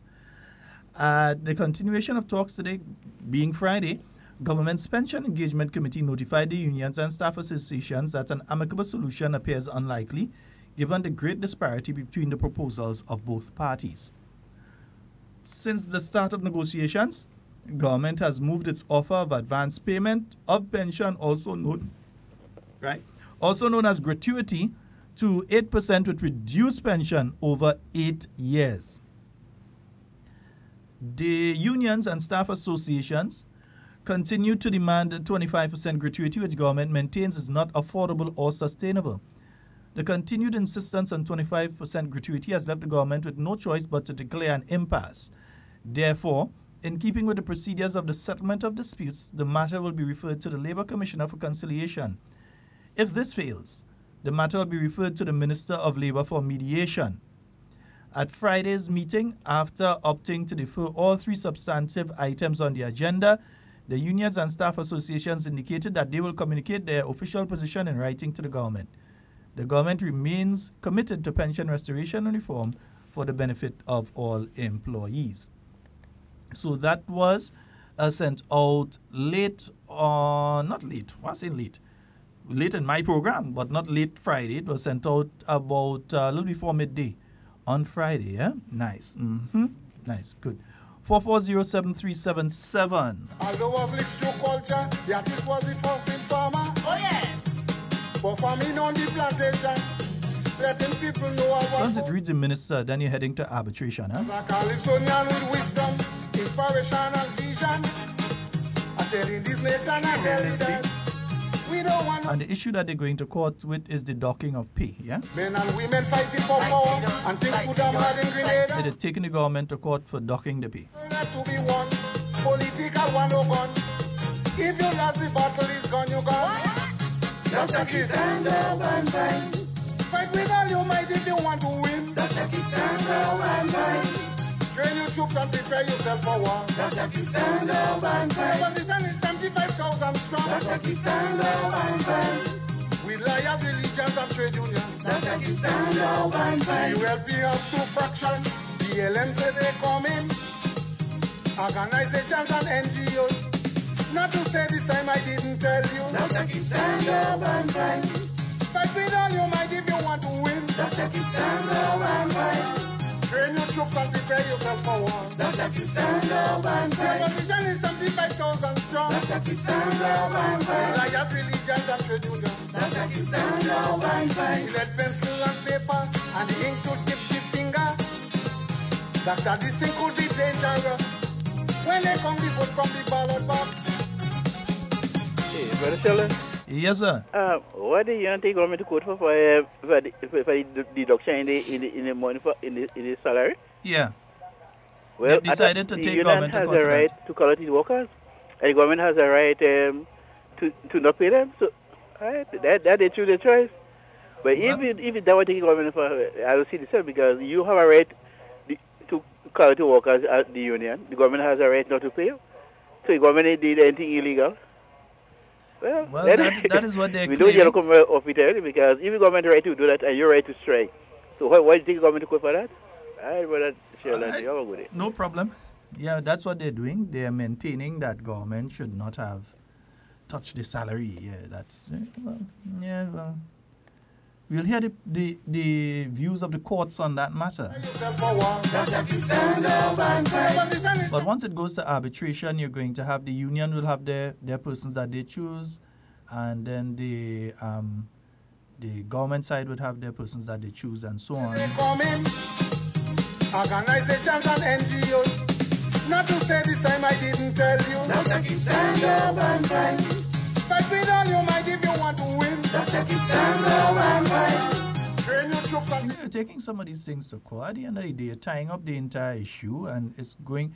If the issue there had been proper negotiations taking place. Now, you have the government side that's willing to negotiate, and you have the other side that's just not willing to negotiate. Saying that you move off the negotiation. You've not been on the negotiating table for a very long time. Let's be honest with each other here. They have not been on the negotiating table for a very long time. We have a caller online. Hello? Okay, we lost that one. Yeah, 4407377.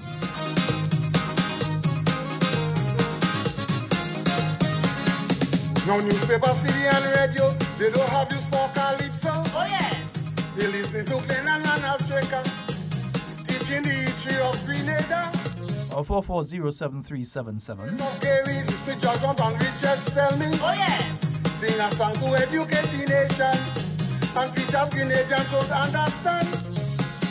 As a calypsonian with wisdom, inspiration and vision. Yes, so remember, not this Wednesday, but next week Wednesday, we're going to be having the, God's willing, the Youth Parliament.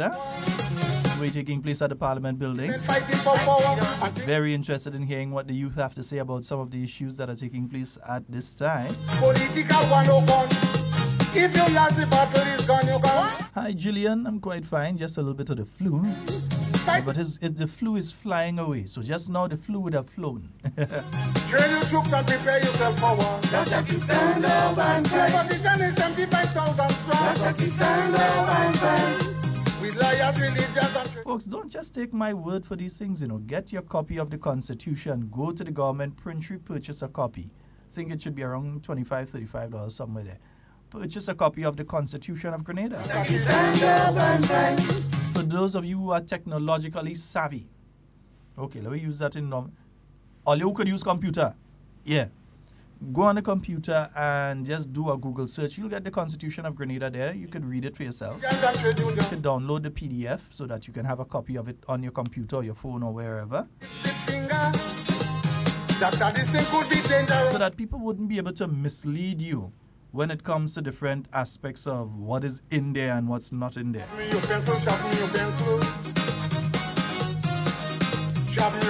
Some people still try to give the impression that, there's no 25% in the Constitution. You'd be surprised at the amount of people that are out there believing that. And it doesn't exist.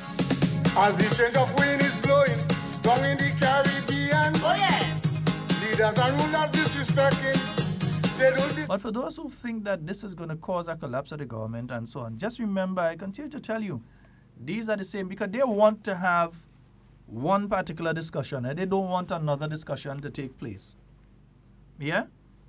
So they would hit and run on the issue of health, but they wouldn't let you know the amount of ambulances that came in, that if you call 434, you get an ambulance.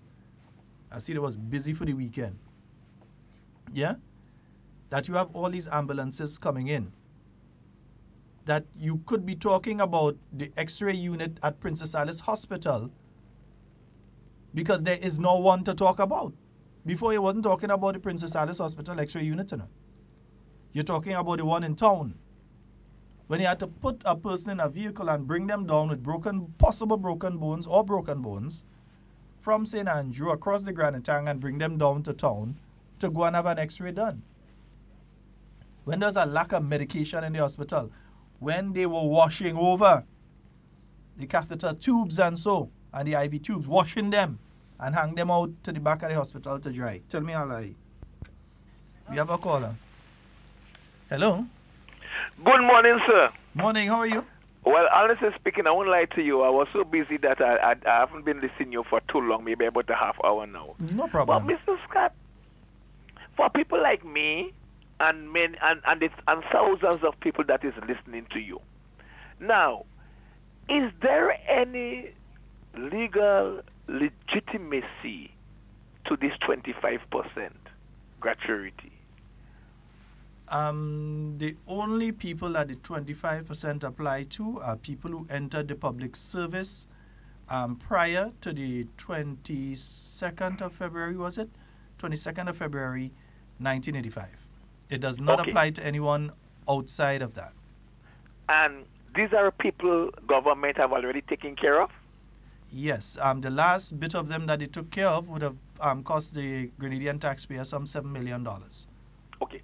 Now, so this 25%, what you're saying is that there is no legal document, there is no legal legitimacy, there is no legal requirements that obligate governments to pay that. No, not as far as I've seen. No document that the union has been able to provide or anyone has been able to provide. Okay, so what, between you and I, what is the argument that the union is making regarding that 25%? Their argument is basically this, that the workers must be treated as though they entered the service. All workers who are confirmed through the Public Service Commission, Commissioner of Police, or the Judicial and Legal Services Committee, all workers who were confirmed by them post-February 1985, in other words, after February 1985, all of these people who, having acquired the 26 3/4 years in a confirmed position, should be treated as all the others who were in the service before that period of time. And what you're telling me is that is absolutely clear. Mm-hmm. Yeah, that's clear. That's what they're asking, because you see, the thing is this. If you have a pension scheme, etc., in place for teachers in the year 1950, when you probably didn't even have 400 teachers on the island, you probably didn't even have 400 at that point in time. The salary was probably, who knows, I wasn't around in the 1950s, but it definitely wouldn't have been $3,000 and $4,000 we're talking about then. Mm-hmm. So if you had a pension scheme in place then, especially at a point in time when we were not even an independent country, so you could have leaned on the UK a bit for help every now and again. There's one thing when you're doing that. At another point in time when you're independent and you're talking at 6,000, 4,000 or 3,000 people, and some of them working for 2,000 something, 3,000 something, 4,000 something. It's a different situation. It's different economics that you're dealing with. You cannot apply the same formula to a different situation. Okay, now, the other point is this now. Even if government was obligated to pay everyone, like how they want it now, that 25% cash advance of the pension, what the government is saying is that based on our Physical Responsibility Act, even if that was the case, the government still is not in a position to pay that. But the thing is, if government was in the fiscal position to pay it, it would have been paid. If government was in the fiscal position to do that. But what you're doing, but what you're doing here is, one, you have to pay off a set of people for all the years that they have not been paid. You have to treat them now as the others there. So we did that recently and it cost you for 56, we paid, cost you 7 million. Imagine how much it's going to cost you now for a couple hundred to a couple thousand. Yeah? Because you have to pay these people, those who have died, you have to pay their estates, all this sort of thing. So you have to find the money and deal with these things. And then deal with the people in the future. As I said, one of the people jumping up right now that I know personally does not qualify until the year 2042. Yeah. But you still have to find millions for the ones that have gone before. Go right ahead. Go right ahead. Yeah. No, so what we're saying is that from the government standpoint, that is just not sustainable. Bottom line. Yeah, and it's interesting as well, my brother, that the unions can find money right now to launch a case for the salary issue with government, but they couldn't find money to pay the workers the strike fund. That's interesting. Well, you see, I'll tell you, I'm not surprised because the gentleman who is president of the teachers union, he is also president, to the best of my knowledge, of the St. Andrews cricketing competition. And I can assure you, the gentleman has destroyed Mr. Lyden Lewis.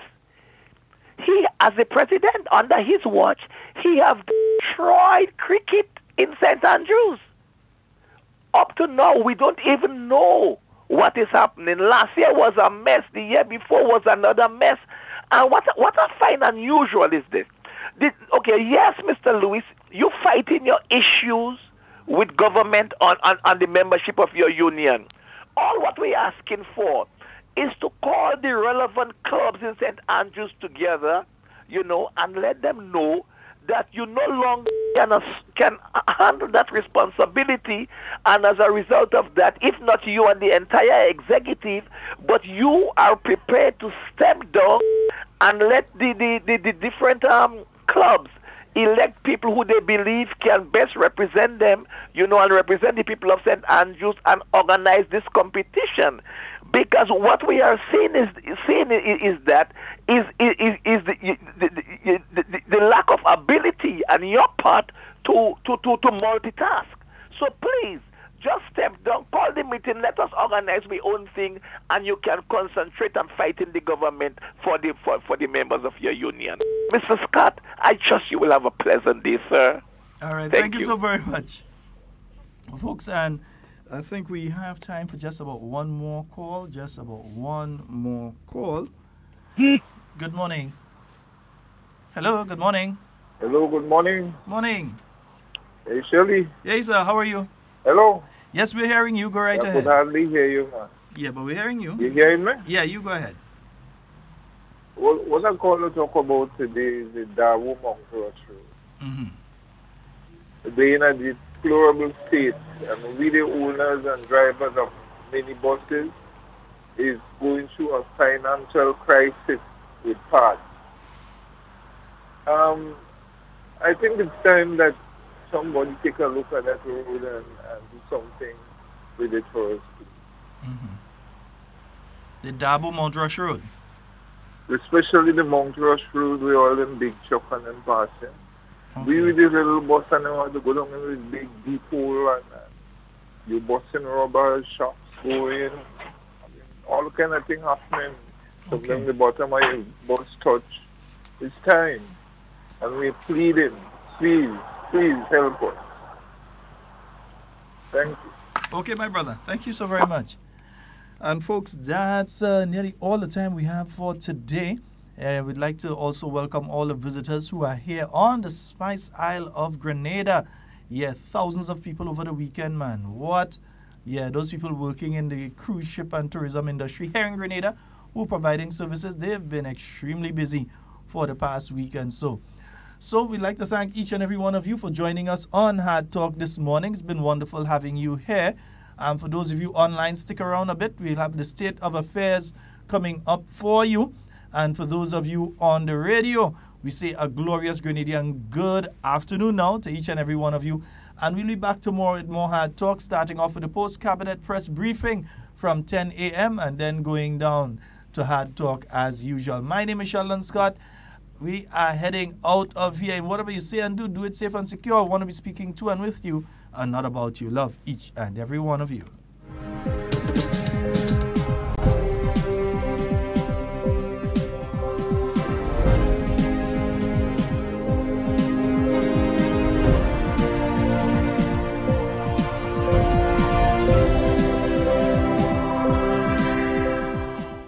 Government declares deadlock in pension negotiations. Details to this story and more in the National Report.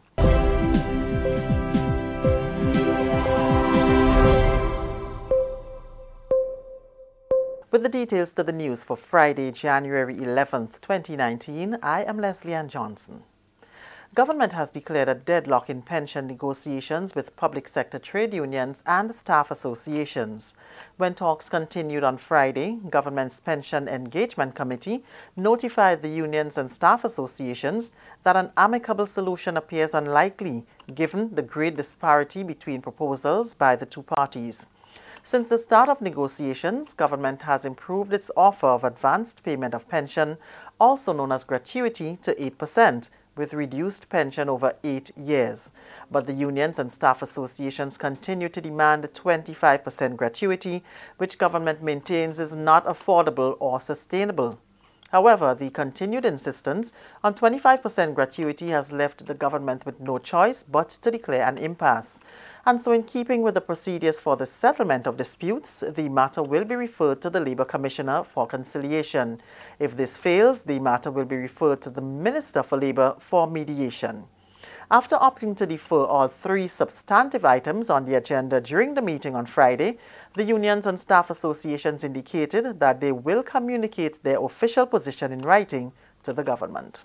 At the continuation of negotiation, the unions and staff association insisted on 25% gratuity for the members. The government side reiterated that 25% is unaffordable, unsustainable, and will breach the Fiscal Responsibility Act. The matter will therefore be sent to the Labour Commissioner for conciliation. If it is not settled at that time, it can be referred to the Minister of Labour for mediation. I wish to make it clear that the government is committed to pension restoration and reform that will benefit all state employees. That's Chairman of Government's Pension Engagement Committee, the Honourable Oliver Joseph. The Grenada Development Bank, GDB, and the Ministry of Labour have created a financial package that will assist new recruits for Carnival Cruise Lines to complete preliminary requirements for employment on the cruise ship. These include medical, fitness training, and visa applications. Representatives from GDB met Friday with the first batch of recruits. More than 80 applicants have been accepted, with the first 40 due to commence work in mid-April. Labour Minister, the Honourable Peter David, encouraged the group to give priority to planning their future as they embark on a new chapter. Plan your life, plan everything about your life. Say you want to go here and plan how you get there. I'm sure if you're in Grenville and you say you're going Grand Anse, you're going to figure if you're going East Coast, West Coast, or going down over the hills. You're going to say, well, that way is shorter because less gas. So less gas, this way longer, but I had to meet a girlfriend on the way down. You're going to plan every step of the way. Similarly with your own life, plan every step of the way. And it may sound as if I'm just an old man just being miserable. But the truth is, if you plan, it is more likely you'll succeed than if you unplanned, because there'll be all kinds of ad hoc moves on the way forward. So I just want to say that. And in relation to the bank, and the reason I'm saying that is this, that if you decide to take a loan from the bank, you have a certain income, put aside your money to pay back the bank. I'll tell you why. You're going to come back to the bank for your house. You're going to come back to the bank for your car. You're going to come back to the bank for a bus. So you have to always look down the road. GDB's Senior Project Officer, Mr. Alistair Bain, says the bank has been in contact with Trinity Recruitment Services, Inc. of Barbados. Representatives from the recruitment firm spent 3 days in Grenada in December, receiving applications and interviewing applicants for various vacant positions on board the Carnival Cruise Lines. Mr. Bain says the continuation of the loan program to cruise ship recruits depends on their consistency in payment. Give you information regarding the loan process, what you would be required to present us with, so that we can do an assessment. Remember, we are not giving you a grant. As the minister said, we are giving you a loan. We expect that loan to be repaid, because if it is not repaid, the next batch of recruits may not be able to access funding. If we think that the program is not successful in terms of our funding for that particular sector, we would have to review it and probably withdraw it. You don't want that to happen. And the bank's External Relations Officer, Ms. Carla Haywood, shared some information on the financial package. We're looking at a figure of $6,000 maximum that y'all would look to use. So on a monthly basis, your payback should look at $520. The last set of loans that we did cruise ship wise, it came up to about $7,000, and that figure payback was $600 a month. This is the National Report. More news after the break. It is here again, it is here again. The Made in Grenada Expo is here again. And I just hope the whole of Grenada ready, because I sung in a clarion call. The Made in Grenada Expo is here again. The Made in Grenada Expo is on February 7th, and the public is encouraged to come out and give full support and buy out all local products on show. Products manufactured right here in Grenada, 100% Grenadian, and it's happening right here at the National Stadium. Are taking in the Independence Parade and the Made in Grenada Expo one time. I am so excited. That's why I'm making a fireside. I bring my tent, my blanket and all kind of thing, and I'm camping right here until everything done on February 7th. The Made in Grenada Expo is here again. Continuing the news, the Grenada Tourism Authority GTA says Grenada has exceeded its tourist arrival target in 2018, welcoming 528,077 visitors, just over the 500,000 mark set in 2017. The arrivals account for stayover, yachting and cruise ship visitors. A strong performance was recorded in stayover arrivals with an increase of 9.97%. The numbers moved from just over 146,000 to more than 160,000, with special mention given to what the GTA describes as a bumper Christmas season, which recorded 17% growth. The GTA's Chief Executive Officer, Ms. Patricia Ma, says they are encouraged by the numbers. Canada recorded the highest growth. The Canadian market in 2018, yeah? Would you believe a 19.5% increase year on year for the destination? So Canada, look at Canada, guys. There's a lot of potential in the Canadian market, and it's fantastic. And then the USA followed suit and grew by 12.38%. year on year. So the USA market is also very strong for us. The Caribbean market also grew significantly, almost 7% year on year. And that's our friends from around the region visiting us in Grenada. So that's wonderful. We had some significant growth also, believe it or not, out of Latin America. And the rest of the world, other parts of the world, which is interesting, globally, we're making our mark because we grew by 18.27%. Yeah, so that for us is interesting statistic data. We're growing also not just in our key source markets, but globally. Minister for Tourism and Civil Aviation, the Honourable Clarice Modeste Kerwin said, and I quote, achieving 500,000 arrivals has been a landmark goal for the destination of Grenada, Carriacou and Petit Martinique. It is a testament of the island's growing influence in the marketplace and industry growth, unquote. The GTA also launched what it called a destination shopping video during Thursday's press conference. Product Development Manager Mrs. Curl Hoshtialik says it is in response to surveys done in the past, which showed that the level of satisfaction for shopping in Grenada was low. It is our hope that this video, which we're going to debut today, would create an opportunity for a potential increase in revenue for the industry, especially to those persons in the gift and merchandising subsector. The video creates awareness by highlighting the array of goods, products, and traditional craft that we have in the tri-island state of Grenada, Carriacou, and Petit Martinique. It showcases talented people and thriving businesses. A true Grenadian shopping experience is revealed by the variety of quality products made from bamboo, glass, straw, shells, chocolate, our famous spice necklace, and so much more. The video will be available on the GTA's online platform, local television stations, and integrated in its overseas marketing efforts. Minister for Culture, Senator the Honourable Nolan Cox, says Grenada's 45th anniversary independence celebrations will highlight the country's traditional culture. During Thursday's media launch for the celebrations, Senator Cox said the plan is to highlight both the historical and rich cultural heritage of Grenada while marking another political milestone of the country as an independent nation. From the ministry standpoint, one of the things that we're advocating something in terms of the operations of the committee, in terms of focus, to focus more on traditional culture.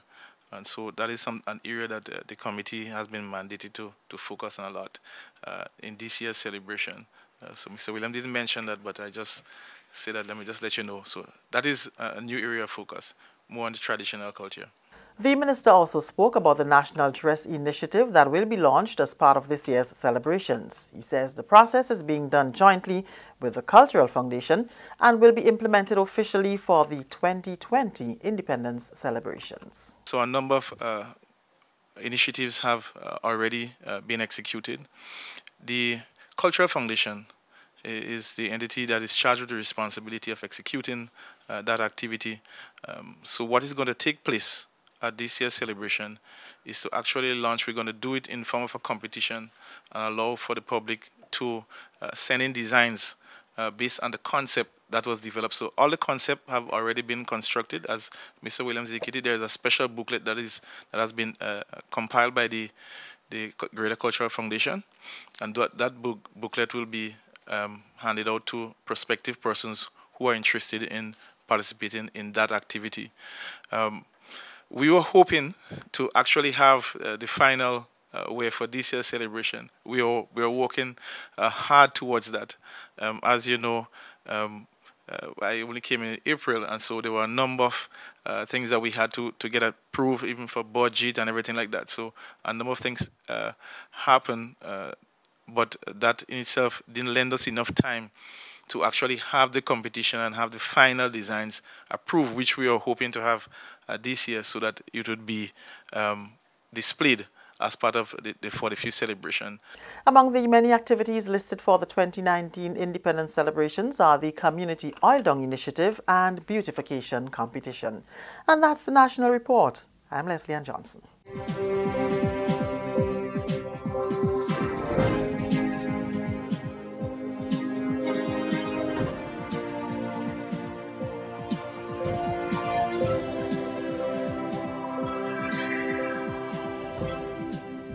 There has been a lot of discussion about the proposed changes to the pension system in Grenada.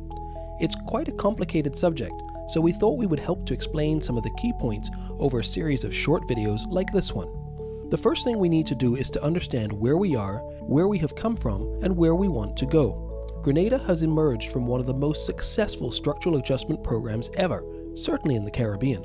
The government did this while enacting programs to protect its citizens, with reductions in income tax, removal of income tax on pensions, and increases in wages. But most importantly, they did all of this without the loss of a single job. We only need to look around at our neighbours to see what a remarkable achievement this really is. Barbados, for example, had a 10-year wage freeze, and workers only received a 5% increase after elections.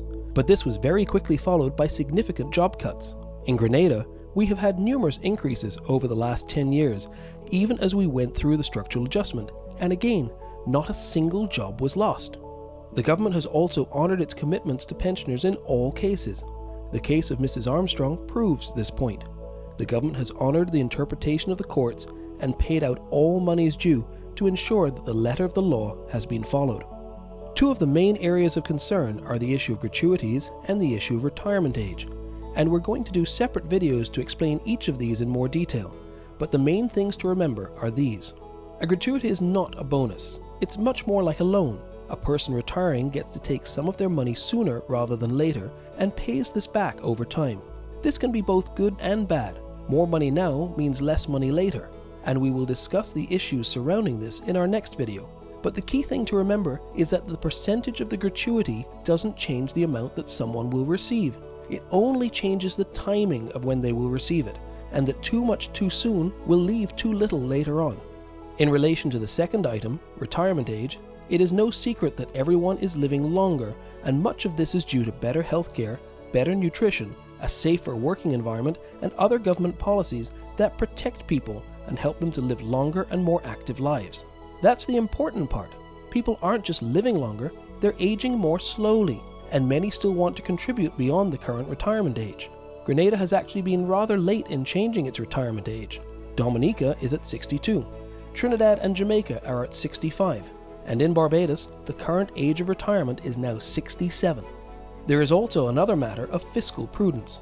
Because people are living longer in retirement, the total amounts paid out by government are increasing, and this needs to be balanced against the money that is coming in to ensure that each and every Grenadian can receive the retirement benefits that they are entitled to.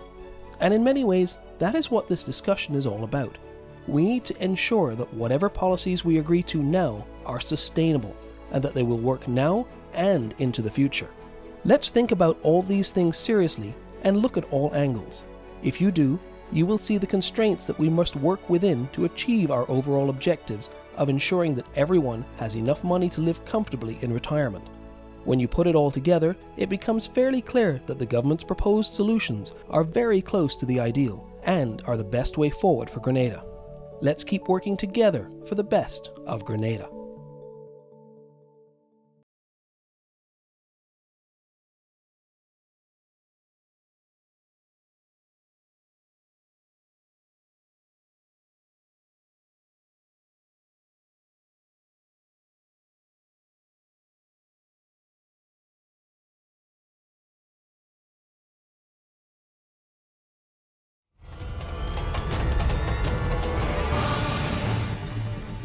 Reporting this week, I am Abigail McIntyre. Work begins on the new Renegade Rum Distillery. Find out how this new foreign investment project is bringing much-needed development to the parish of St. Andrew. Bringing back the national platform for young people to express their skills and talent. Hear more about the return of the Festival of the Arts, even after a 9-year break. And Grenada gears up for another referendum, this time to decide on whether the CCJ is the best fit for the country's final Court of Appeal. See why government thinks it is. Kevin Frederick, Wendy, Edmund and myself all report from the Grenada Heartland when we come back.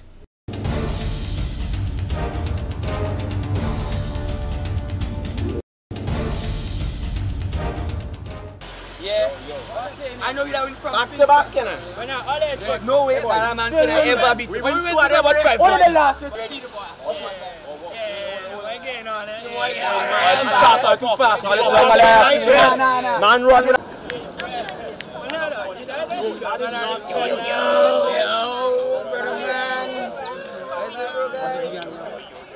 Yo, Rennie, hold on. Rennie, same girl, all that amount of boyfriend. In truth. Yeah. That's a chance. Hold on. It's the walk. Alright.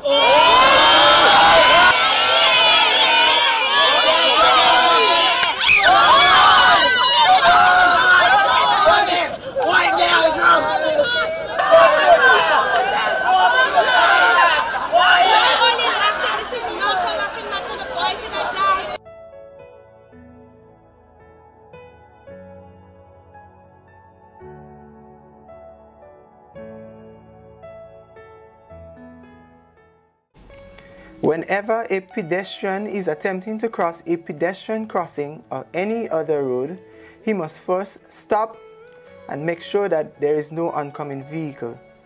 However, if there is any oncoming vehicle, he crosses briskly from one side to the other. If there is any vehicle proceeding, he ensures that vehicles come to a complete stop. After that vehicle comes to a complete stop, he crosses briskly from one side to the other. Remember, your safety comes first.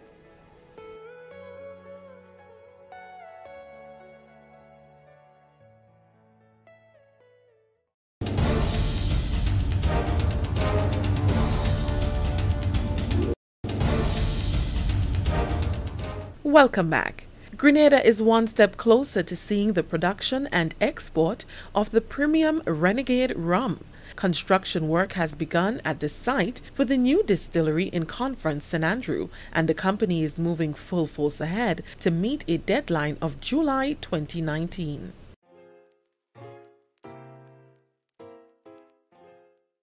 I said to him, there'll be a day when, we'll be up in this field and we'll be starting this project for real, when people will start to see things happening.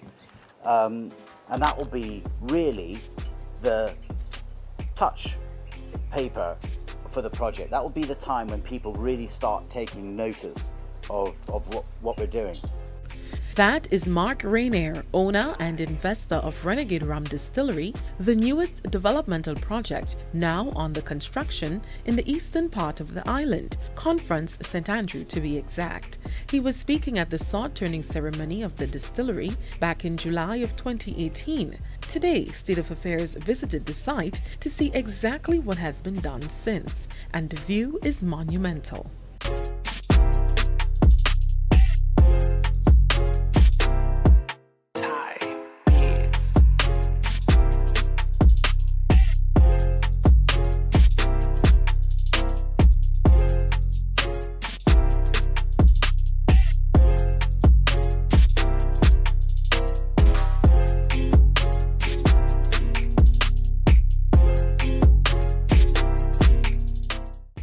Where we are standing, we have excavated about 1, 2, 3, 4 foundations for 4 different buildings.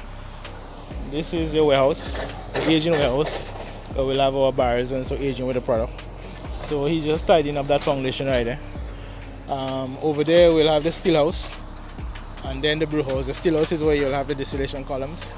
We'll have 2 stills, a pot still and a column still. And then we'll have the brew house, so we'll have our fermentation tanks and so on. That one straight in front of us there is what we call the utility building. The utility building will house things like our meals, our chillers, our boilers, and so on to provide all the necessary utilities for the process. This idea of a modern rum distillery was born about 10 years ago by investor Mark Rainier. He has produced Scotch whiskies and wines that sell on the exclusive lists of high-end bars and restaurants around the world. And for the last decade, he has been in search of the prime location to start the production of rum. He visited the islands of Cuba, St. Lucia, Jamaica, Fiji, Reunion, and none compared to the connection he felt when he arrived in Grenada for the very first time. I remember arriving at the airport and from the airport I felt this place feels good. This is it. This is where we're going to do it. This is exactly what I've been looking for. An island that has a contentment, a joie de vivre, a happiness. You can feel it at the airport, and I think this is one of the great things you've got. You can feel it's tangible. A brief exploration of the island revealed that the cane industry was a dead one, and so the idea of a rum distillery here was near impossible. But Mark, being a savvy businessman and optimist, saw potential in the island and so started Carriacou, the company that is responsible for growing the cane for production. Specified strains of cane was imported, ideally suited for the types of soil and its environment. 2 years later, we now see almost 300 acres of cane fields in parishes across the country, giving life to a dead industry. To reawaken an agricultural sector that has withered away, to add value to a sector that has struggled, to encourage farmers, to give them an avenue to make some money for themselves, to feel good about themselves, to grow something, to see where it ends up. Now with the cane in full production, it's time to get ready for harvesting and milling. This is where the new Renegade Rum Distillery comes in. A deadline has been set for July 2019 to have the factory up and running. It will be the first of its kind in this part of the hemisphere. This is the first of its kind. This is a game changer. For the Caribbean, Central America, Southern America, this is a game changer. And it's about the coming together of the different skills, the different people that are required to make such a thing happen. We've got, in this project, we've got machinery coming from Scotland. We've got tanks coming from Ireland. We've got a biomass boiler coming from South Africa. We've got mills coming from Brazil. We've got software, IT, coming from America. It's all very tight, it's all very doable. Eric and I are working assiduously towards it. We have Devon, our head distiller, who's a Grenadian, which he's going to assume his duties as head distiller, but for now he's filling in other renegade roles, thanks to Devon. And then there's Graham Williams, our director, who's, you know, pulling everything together from the top. So we've been going very well, very busy, and very happy. So that means cutting canes and bringing them up here and that kind of a thing? Cutting cane, milling the cane, fermenting the juice, boiling the rum. By July next year we should have our first batch of rum ready. And then, but it's not going on the market. That first batch obviously will come into our aging warehouse. So we'll fill it in the cask and have it to age. Because what we will be producing is a premium rum. Not a rum not a white rum that will be on the market eventually at high strength or so. It's a premium rum, properly aged. The project will be done in phases, each part carefully thought out and analysed. It's going to be a phased approach. It's going to be concurrent. It's going to be still house, brew house, utility building, cask house, all going at the same time and staggered. We have a distillation date, if you like, of probably late June 19. So that is basically what we are aiming for, because as you can appreciate, as Eric said, our different fields and our different estates are different stages of planting, and we need a home for them. So So this machine will be arriving in the fall and the winter, all through March probably. So what we have to do is we have to get these building slabs out of the ground. We have to have concrete ready to set the machinery on. We can build walls and roof around it, which is more than likely what we'll do. That's correct. So we have to have floors before the machinery arrives. Exactly. Graham Williams is the director of Renegade Rum and a close friend of investor Mark Rainier. It was through Mr. Williams' encouragement and guidance that Grenada is now seeing the erection of the Carriacou and Renegade Rum investments. When you think about the uniqueness of this project, and that is because while it is rum that we're producing, the emphasis is on the crop sugarcane, and it really makes a lot of sense, and it's a very sustainable project. Everything is designed from the field up to the distillery as opposed to the other way around, and all the waste generated by this factory will be put back into the fields. So it's probably as self-sustaining as you can get. So what makes Renegade Rum so unique from other rums? It's the fact that we are cultivating each plot of cane to give you a different quality of rum. So we will apply the science of fermentation and distillation, but also, I mean, we call it terroir, but however, I mean, it happens in other industry. You plant a plot of melon in St. Andrews and a plot in St. George's, you might get different tastes and so. But we want to put that into rum and transform that science and say, well, different plots or different areas around Grenada could give you a different quality of product. Added to that, the distillery will be fully energy efficient using the waste from the cane. Okay, so all the bagasse, which is the leftover cane after you squeeze the juice out of it, we will burn that in a boiler, and we'll use some of the steam to generate electricity. So we have a steam turbine there and do a portion of our steam with bagasse. So it's pretty much carbon neutral from that point of view. We have a bore well where we can bring water up out of the ground, and we won't have to pull the resource from the Wassa, except for our domestic water for our restaurants, etc. The ash from the bagasse we'll use as fertilizer to put that back on the fields. We are considering some other renewable energy options, such as solar photovoltaic. They're out there. Obviously, we're trying to get the plant up and running. But all the equipment's very efficient. It's very state-of-the-art. It's all computer controlled. As is expected, many jobs will be provided for persons in the area during the construction phase, about 100. Apart from jobs, many other opportunities exist for farmers and persons in the area. I'm standing here this morning beaming with pride, beaming with excitement to know that such a massive project, massive investment is happening right here in our rural community conference. And that is in the constituency of St. Andrew Northeast. So I'm happy because I anticipate the level of employment that will be created, both direct and indirect, and also the level of infrastructural development that it comes with. This is very good. This is very good for St. Andrew Northeast. It is good for our agricultural sector in Grenada, and it is good for Grenada's economy. I think so, because the farmers were looking out to see what's going to happen. They thought it was just another old talk. That's what they were saying to me. But I said to them, you know, let's see what's going to unfold, and I think they're happy now that they've seen all this development taking place, all the different areas where the cane was planted and so forth. They see that kind of development, so they feel very confident. And seeing that again, the breaking of the ceremony, turning ceremony here this morning, that alone would give them more confidence in getting their lands prepared and, you know, getting the whole idea to make it a reality. So very good for the area. So far we've employed people within the area in terms of widening the road, fixing the road. There are spin-off benefits for the residents of the area, where in widening the road, we at our cost, or to the Renegade Rum, we fix the gap, we fix the yarn to keep the old vehicles off the road, keep some of the vehicles off the road and so on.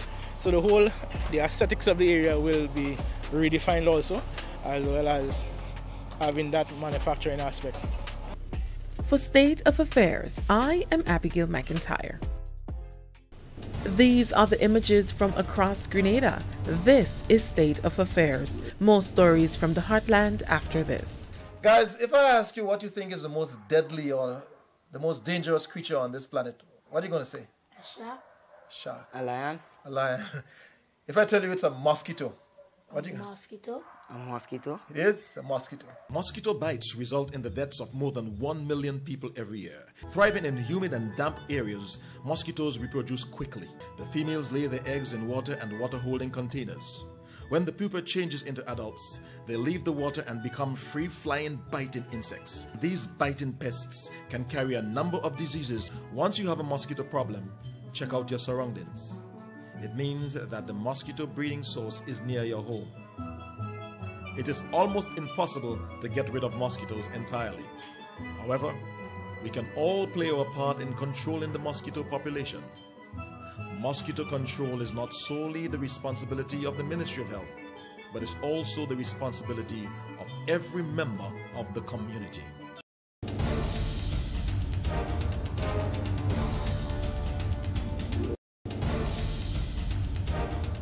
After being dormant for 9 years, the Ministry of Culture and the Arts is getting ready to stage the National Festival of the Arts event.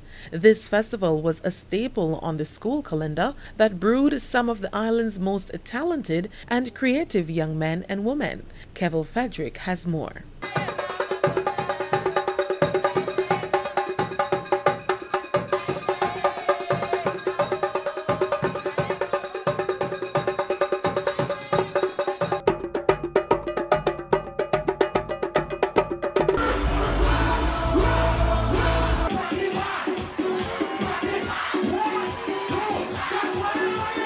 Hello everyone, Grenada Festival of the Arts will be held between October and December 2018. I'm Kenroy Batiste, a former participant of Grenada Festival of the Arts. Today I fully endorse the festival. My name is Tamara Songbird St. Bernard, former participant in the musical aspect of the Festival of the Arts. Today I want to fully endorse the Festival of the Arts because it has helped with molding me into becoming the vibrant, driven, enthusiastic person that I am today.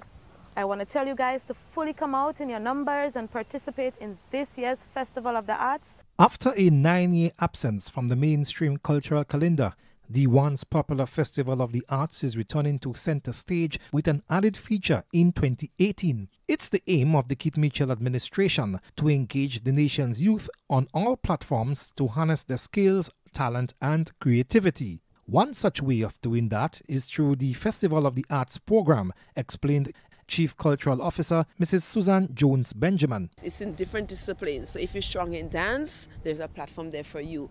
Music, whether in voice, whether in instrumental, theatre. And this year, this is the first year we have collaborated with the Grenada Arts Council. So we'll have a component of the visual arts into the competition this year. The festival will span a period of 3 months to accommodate the prelims, semis and finals. It's high on the agenda of the Division of Culture. It's very, very important. We have to know our culture. We have to showcase our culture. We have to be proud of our culture. And if we don't teach them, if we don't create that platform, how would they know who we are as a people? What makes us Grenadian?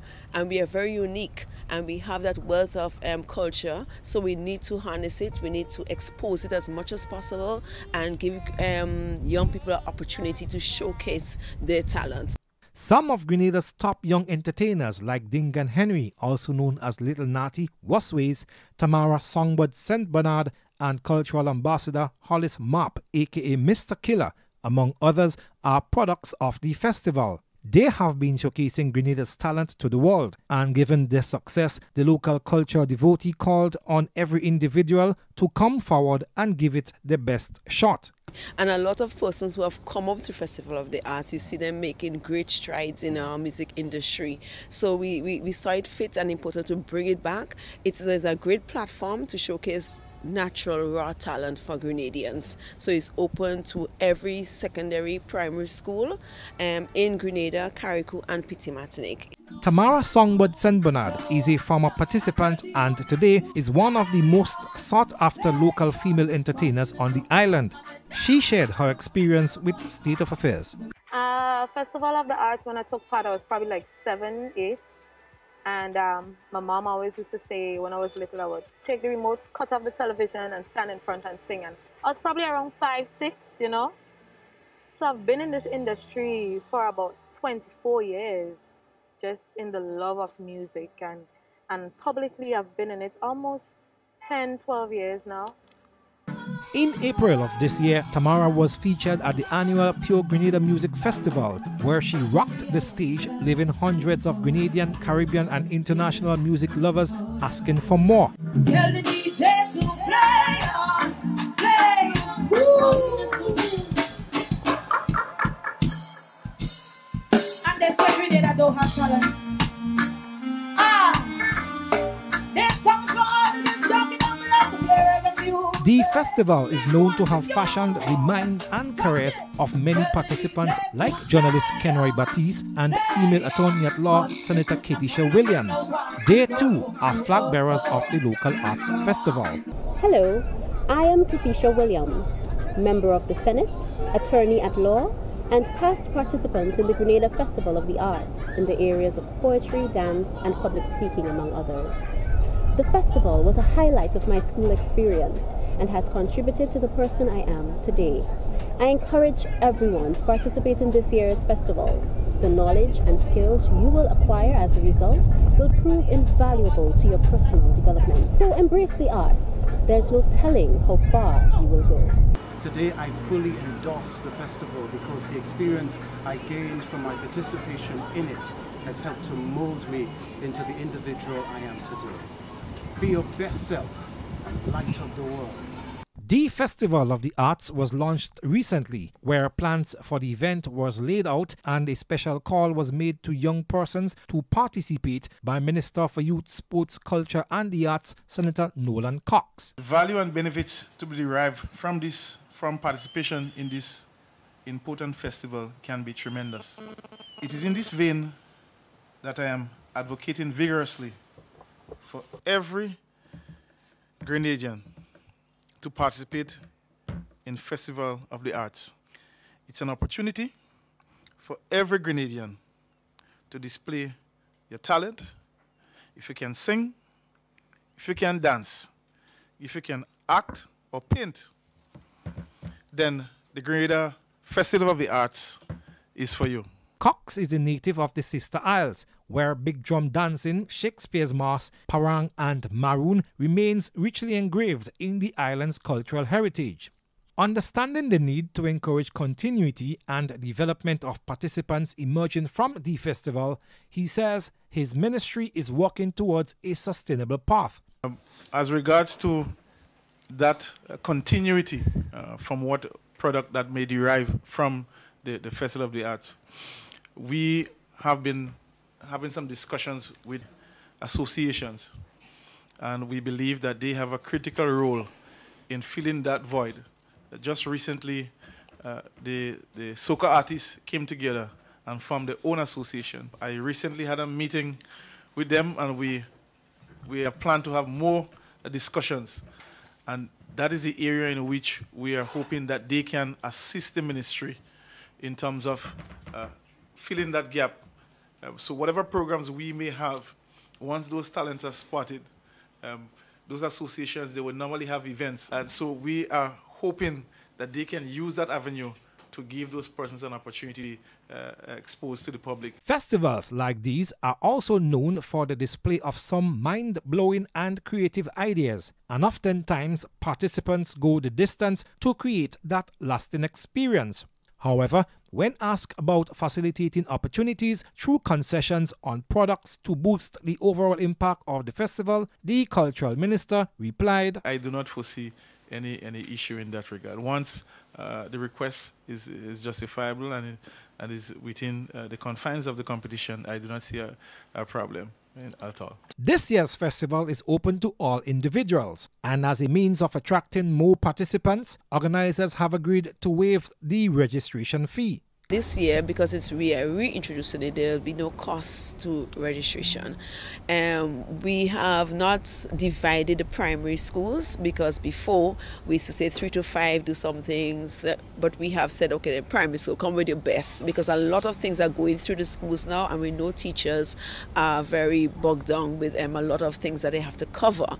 But we are reminding them that the Festival of the Arts is another discipline that is very important to the individual character and self-building and self-esteem and all the soft skills that is lacking in the employment field now.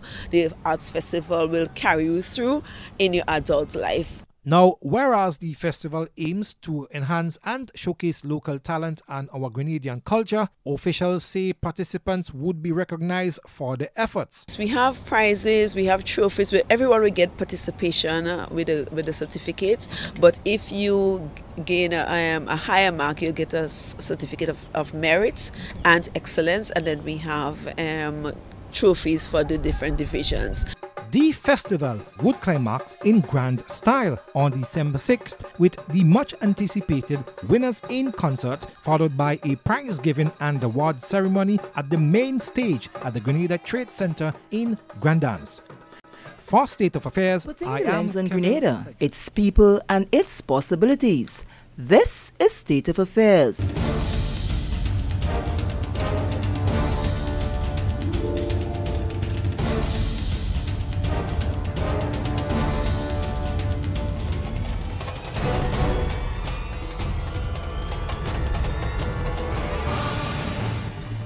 Presenting this week, I am Sherry Noel. Keys to multi-million-dollar modern port facility at Tyrrell Bay, Carriacou officially handed over to manager of Grenada Ports Authority, Carl Felix, during an official ceremony. More comfortable learning environment for preschoolers in New Hampshire, as new wing is now complete. And the Ministry of Labour, with the assistance of the International Labour Organization, trade union representatives and employers, work on occupational health and safety policy for Grenada. These are the images from across Grenada. This is State of Affairs. More stories after this.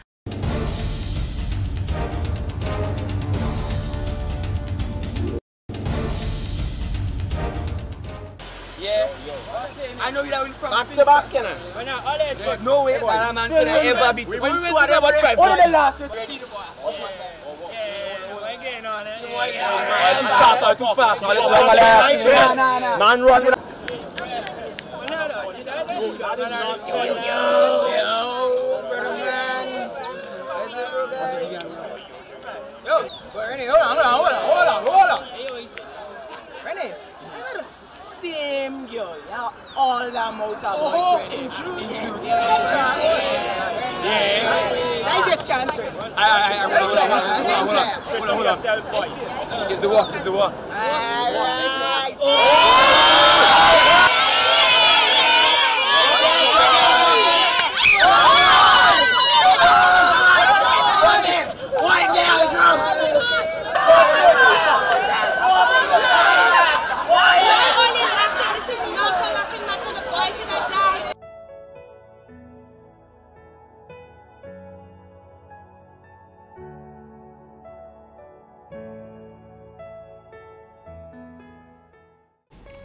Whenever a pedestrian is attempting to cross a pedestrian crossing or any other road, he must first stop and make sure that there is no oncoming vehicle. However, if there is any oncoming vehicle, he crosses briskly from one side to the other. If there is any vehicle proceeding, he ensures that vehicles come to a complete stop. After that vehicle comes to a complete stop, he crosses briskly from one side to the other. Remember, your safety comes first.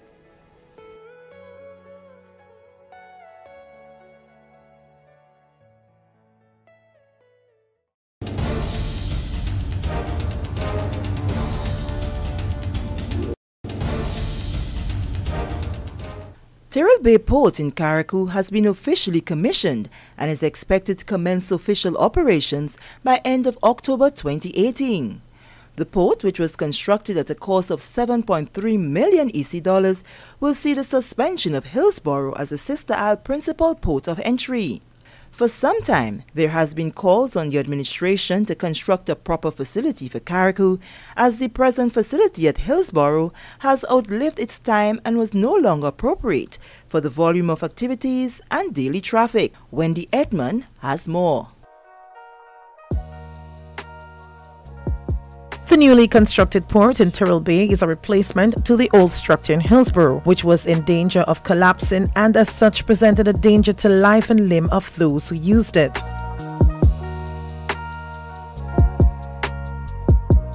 Prime Minister and the Minister for Finance, Dr. the Right Honourable Keith Mitchell, who attended the official opening of the $3.4 million Tyrrell Bay Port facility in Carriacou in early October, said that the project is part of the infrastructural development for the sister isles. I'm particularly pleased with what is taking place here today because it has enormous implication for economic spin-off for the people of Carriacou and Piedmont and the country as a whole. The contract was awarded to Jiangsu Geology and Engineering Company Limited, and the sword was turned to mark the start of construction in January of 2017. Now, after 18 months of construction work and modification of design, a new structure has emerged, complete with a welcome center, sit-in facilities, warehouse and office space, and washroom facility.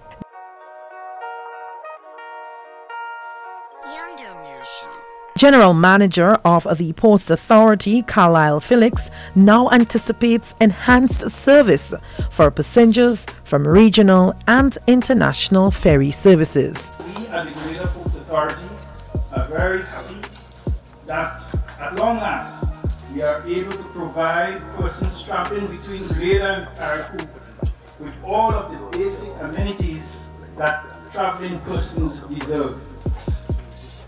In that regard, we do hope that persons traveling on the Osprey and other local ferries are going to appreciate the shelter from the elements, the restroom facilities that have been provided, the seating accommodation, as well as the comfort of air conditioning that will be available as the need arrives. Former Minister for Carriacou and Petit-Martinique Affairs, Alvin Nimrod, was recognized by Prime Minister Dr. the Right Honourable Keith Mitchell for his initiative to ensure the port facility was constructed. Dr. Mitchell also spoke of future plans that will spell greater economic benefits for the sister isle. One of them is a decision by Carnival Cruise Lines to extend further cruises to Carriacou and Petit-Martinique, while the other will be upgraded air transport facilities. He said plans are already in train for an extension of the runway in Carriacou to accommodate small jets. Plans are being laid with a Chinese company. Look at the designs to increase that runway facility provide opportunity for small jets to land. Final plan would be to create a new airport, and that of course has been identified in the Dumfries area, and that will be, of course, it will take a lot more resources. And so the medium-term plan and long-term would be this. The short-term plan would be taking care of the increase in runway space at the airport.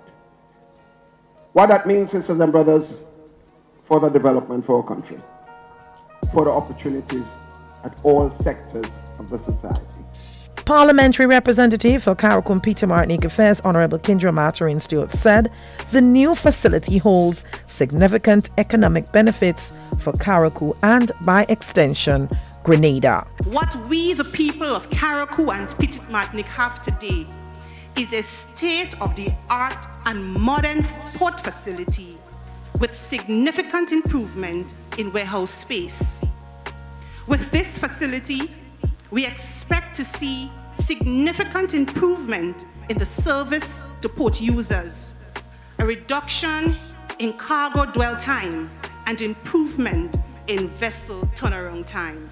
Minister Maturin Stewart says that she is happy that passengers will no longer be exposed to the elements of the weather while waiting to board the ferry, since the facility took into account the island's future developmental needs. These facilities will not only ease the burden of transacting business, but it will also allow for increase in the volume of business we see here in Carriacou and Petite Martinique.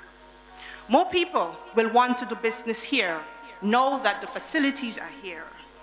I am very confident that these facilities will open new opportunities for our people, with larger ships berthing here at times. Persons who use the port in Carriacou on a regular basis gave their views on the change of port location in Carriacou. I've been on the ground here for quite a while, and my opinion basically is that it will impact positively on most of the taximen lives, because the 40% of the people that we have coming into the island basically centered somewhere around Hillsborough area. And now that the port is relocated, it means an extra dollar in the taximan pocket. The tongue will remain the tongue, as far as I understand it, but the port in itself will be in Harveyville, so the amount of volume of traffic that you have flowing from Harveyville to tongue will increase by 40%. At the beginning, probably would grow more at a later date. The taximen are excited. We just need a little bit of cooperation within the system as we go to Harveyville in the way that we will be operating.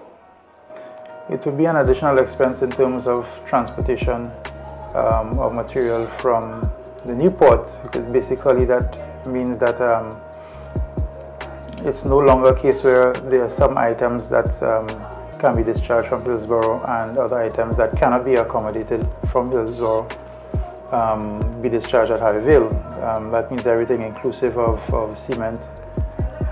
Well, I mean, there's nothing I can do to change the situation. The most we can do is see what creative ways we have to absorb or reduce the expense of transportation in terms of getting materials from Tyrrell Bay. But I don't look at it as a loss of business in comparison to some of my fellow businessmen, because when you look at businesses in Grenada, there are some businesses that are further away from the port that strive a lot better. You have to make creative ways in enticing your customers to come to your business and have lucrative prices and have your customers satisfied, so that if they have to go all the way to Paddy's Enterprise, they know they're getting good quality and good service. You know, and that's my take on the situation. I don't really think it's going to be to our detriment. For that matter, there are certain things that could not be done in St. George's that we're entertaining doing from Harvey Vale. For example, we have some equipment that could not be utilized because of the condition of the jetty. The port has decided that it is too heavy to be used on a jetty, but as the port is moving into Tyrrell Bay, those equipments will be used to transport our material from Tyrrell Bay to our site here. Meanwhile, those who are concerned about the traffic arrangement in the Tyrrell Bay area because of the new port are being assured by the Traffic Department of the Royal Grenada Police Force Carriacou branch that plans are already in place to ensure a smooth flow. This has been a look at the newly constructed port facility in the Tyrrell Bay Harbour. For State of Affairs, I am Wendy Edmonds reporting. This is a Grenadian reality. This is our current state of affairs. Guys, if I ask you what you think is the most deadly or the most dangerous creature on this planet, what are you going to say? A shark. Shark. A lion. A lion. If I tell you it's a mosquito, what are you going to say? Mosquito. A mosquito. It is a mosquito. Mosquito bites result in the deaths of more than 1 million people every year. Thriving in humid and damp areas, mosquitoes reproduce quickly. The females lay their eggs in water and water-holding containers. When the pupa changes into adults, they leave the water and become free-flying biting insects. These biting pests can carry a number of diseases. Once you have a mosquito problem, check out your surroundings. It means that the mosquito breeding source is near your home. It is almost impossible to get rid of mosquitoes entirely. However, we can all play our part in controlling the mosquito population. Mosquito control is not solely the responsibility of the Ministry of Health, but it's also the responsibility of every member of the community.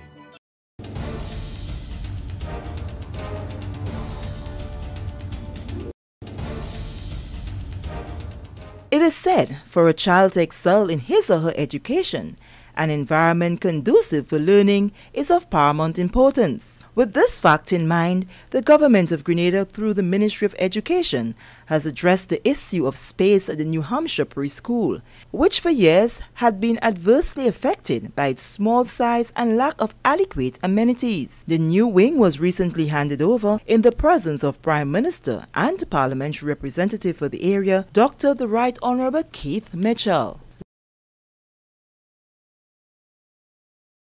For quite some time, the New Hampshire preschool in Willis St. George has been adversely affected by its small size, lack of adequate amenities, and a roof that was termite infested and slowly falling apart. There were bats living in the roof, and it was kind of hazardous for the health. The roof, it was dusty at times.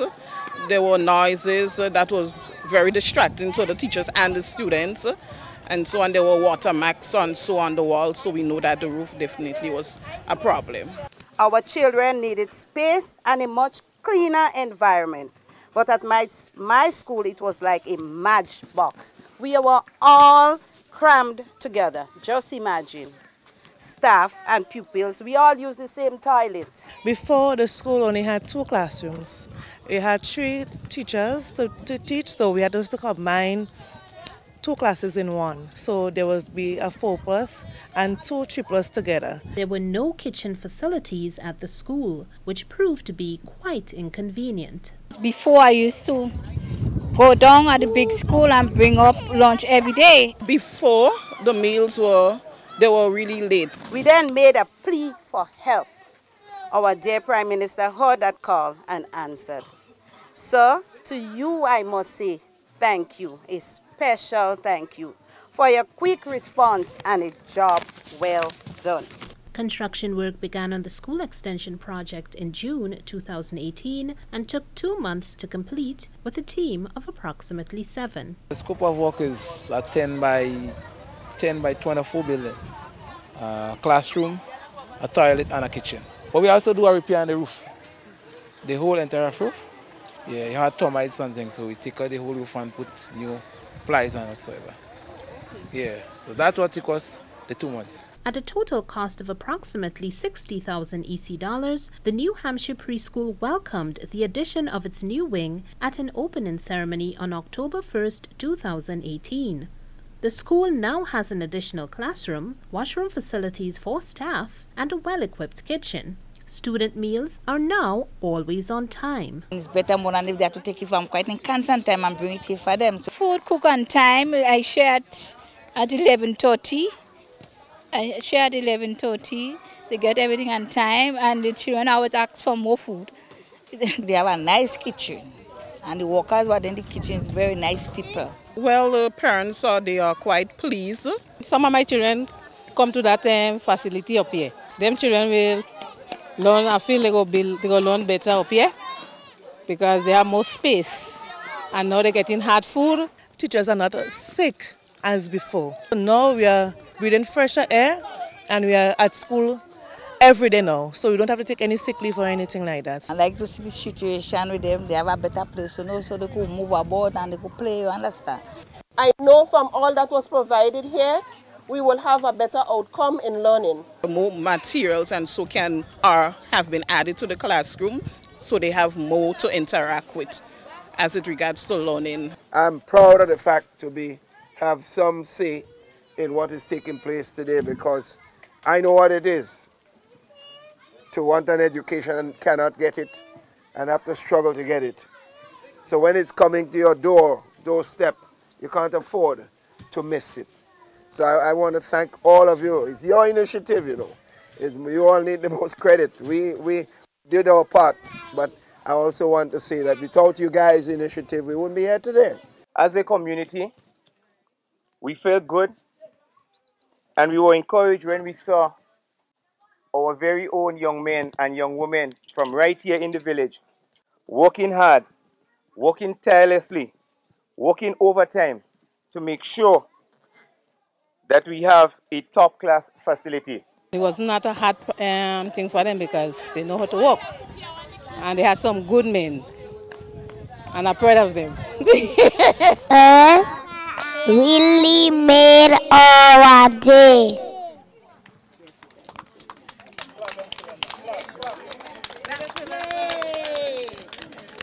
Contractors Richard Braveboy and his brother Joseph Braveboy are from the New Hampshire community. All my workers is from the community. Two of the painters is from us. Yeah, we have two ladies, which is Kisha and Natalie. They work very well. Yeah, and then three other guys. And they work day well as night to see the building go up. Rain and not when they was there. Put hands together, hand in hand. Right now, it's good, and I love to see it. We're quite happy to do it and continue to look forward for more work. I want to say thanks to the contractors and the government for hiring me. We expect a lot of good things coming from the community because of this new environment you have here. So parents, continue to give your support to the school, continue to secure and guard this place. On the behalf of the principal, teachers, and the PTA of the New Hampshire Pre-Primary School, we would like to express our sincerest thanks to our Prime Minister, Dr. Mitchell, our Parliamentary Representative, Brother Tobias Clement, the Ministry of Education, the Ministry of Work, and every other person who are involved in making sure that we have this lovely institution that we have today. I believe that we in New Hampshire here will go from strength to strength with your support. For State of Affairs, I'm Annette Moore. This is the Grenadian reality. This is our current state of affairs.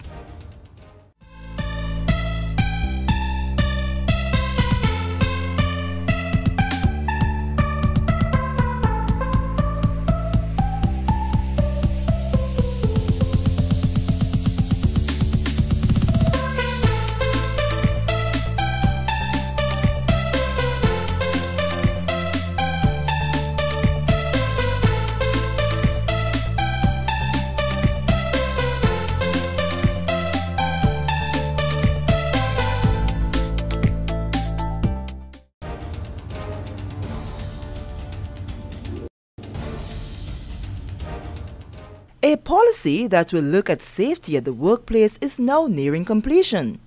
The Ministry of Labour, with assistance from the International Labour Organization Specialist for Social Protection and Occupational Safety, Ariel Pino, recently conducted Part 2 of a occupational health and safety tripartite discussion to come up with a final working document to present to the relevant stakeholders as it relates to occupational health and safety. This is in keeping with the fact that the government of Grenada in 2012 ratified Convention 155 that deals with safety and health in the workplace. A draft National Occupational Safety and Health Policy for Grenada is nearing completion. The Ministry of Labour, in partnership with the International Labour Organization (ILO), held a workshop recently at the Grenada Trade Center Annex to deal with the process of policy for government. ILO Specialist for Social Protection and Occupational Safety and Health, Ariel Pino, lent his expertise to the workshop, which took the form of a tripartite discussion with employers, government and trade unions. In 2012, the government of Grenada ratified Convention 155 that deals with safety and health in the workplace, and in 2016, the first consultative workshop supported by the ILO was held to begin the process of the development of the Occupation Safety Health Policy for Grenada. Permanent Secretary in the Ministry of Labour, Lima Frederick, says her ministry sees the hosting of the tripartite discussion as timely and in the best interest of the working population of Grenada. Today is a continuation of the work which began in 2016 and which we need to bring closure to by hosting this workshop to finalize the policy. We cannot delay any longer on the completion of this document. Occupational safety and health in the workplace is an integral part of one's work life. Good practices enable a worker to be safe on the job while continuing to provide for his or her family. It also improves the image and the bottom line of a company. However, the absence of safety and health can incur loss of lives, grief to family and friends, loss of income, poor image of a company, and the employment of damage control initiatives to reverse bad practices. The NIS paid out over $300,000 from January to July 2017 and for the same period in 2018 for employment injury, that is injury on the job, and over $6 million in sickness benefits from January to July 2018 and over $4 million from January to July 2017 for the same sickness benefit. Labour Commissioner Cyrus Griffith says the Ministry of Labour sees the workshop as one of significant importance. We have a draft policy which was started in 2016 and we intend to complete it today. We have this session where we break up into three groups: the government group, the employers group and the trade union group, and they will report after an hour and a half or thereabout, because they'll be separating, discussing the whole policy and give us some feedback. When we receive that feedback, Mr. Peter will go back to the office in Trinidad and formulate a document and we submit it to the various parties who are represented here today. And with that, we will be able to have a policy to guide us in regards to safety and health in the workplace. Mind you, we have a draft bill.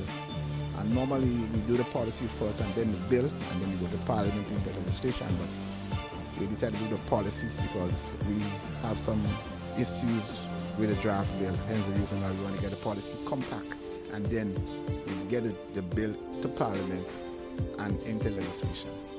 Griffith says once the process is completed and the information is forwarded to the ILO office in Trinidad, a working document will be forthcoming by the end of 2018. Hopefully by the end of this year, because he worked very quickly and he has done work in Guyana, St. Vincent, St. Lucia. I know he's working with Grenada. But the only country has a policy besides Grenada is Guyana, as he said. And he's working on a policy for St. Vincent, St. Lucia, and now he's working with Grenada. So St. Lucia are already almost there with their policy. So we are getting there slowly but surely.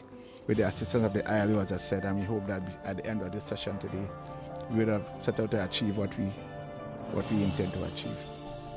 Mr. Griffith explained further what the next step will be after the completion of the discussions. This other issue we did in there is safety and health in the workplace, injury on the job, employer providing a safe place of work for workers, providing safety equipment, etc., right, like hard hats, steel-tip boots for construction workers and so on. And even we have a nice air-conditioned office, then we provide, instead of having mats or rug, we have tiles on the floor, so at least easier to clean, and there will be no kind of bugs and that sort of thing and termites in the carpets. So these are what we're looking at, safety and health in the workplace. ILO Specialist for Social Protection and Occupational Safety and Health, Ariel Pino, says the tripartite discussion is indeed important for all stakeholders involved. The process that started in November 2016 in developing a national OSH policy is coming to a conclusion today in terms of technical validation of the draft. So today the stakeholders, workers and employers will discuss with the government to finalize the draft that was produced by the Department of Labor with the support of the ILO. Pino says his precise role was to provide technical advice to the Department of Labor and ILO constituents to help improve and advance the OSH policy for Grenada. It is very important because it's showing the commitment of the government and the workers and the employers in advancing the agenda of occupational safety and health. It is not just because of the health and safety of the workers, but by improving this area as part of the decent work agenda of the ILO. What is actually happening is that the productivity is increasing, the absenteeism is lower, the moral of the workers is increasing, and the perception of the people by the companies is also increased. So it has much more than safety and health. It has a lot of positive effects for the economy and for the socio-economic development of Grenada. Grenada, he says, is not the only island in the region he is working with at the moment to get the OSH policy completed. Well, now we will receive all the comments. We'll then work with the Ministry of Labor to incorporate these comments in the final version of the draft. And then it's up to the government then to proceed with the formal validation process in terms of political validation, whether it's through legal affairs, through cabinet. I don't know exactly what will be the process, but we from the ILO will support the Department of Labor in incorporating these comments from the stakeholders. Once the occupational safety health policy is in place, Griffith says it will be much easier for labour officers to monitor employers as it relates to health and safety at the workplace. You see, this area that we're dealing with, the policy, is a three-prong approach, because the convention, which is 155, convention 155, the convention set out to have a tripartite approach, employers, government and trade unions. So therefore, if there is an issue in our workplace, we have employers represented here. Therefore, it's much easier for us to monitor and manage situations in regards to injury on the job, employer not providing a safe place of work for workers, etc. I mean, if I'm not using the word workers instead of employees, because when you go to the ILO, they say workers and workers organization, employers and employers organization. So we say workers. So if you go to any workplace, right, and it is not safe, then the employer will provide a safe place because they are party to this whole scenario with regards to the safety and health draft bill and the policy. Occupation safety and health must be seen as a value system that has to be fully integrated in the workforce and organization culture of the workplace. I am Sherian Noel, and this is the State of Affairs.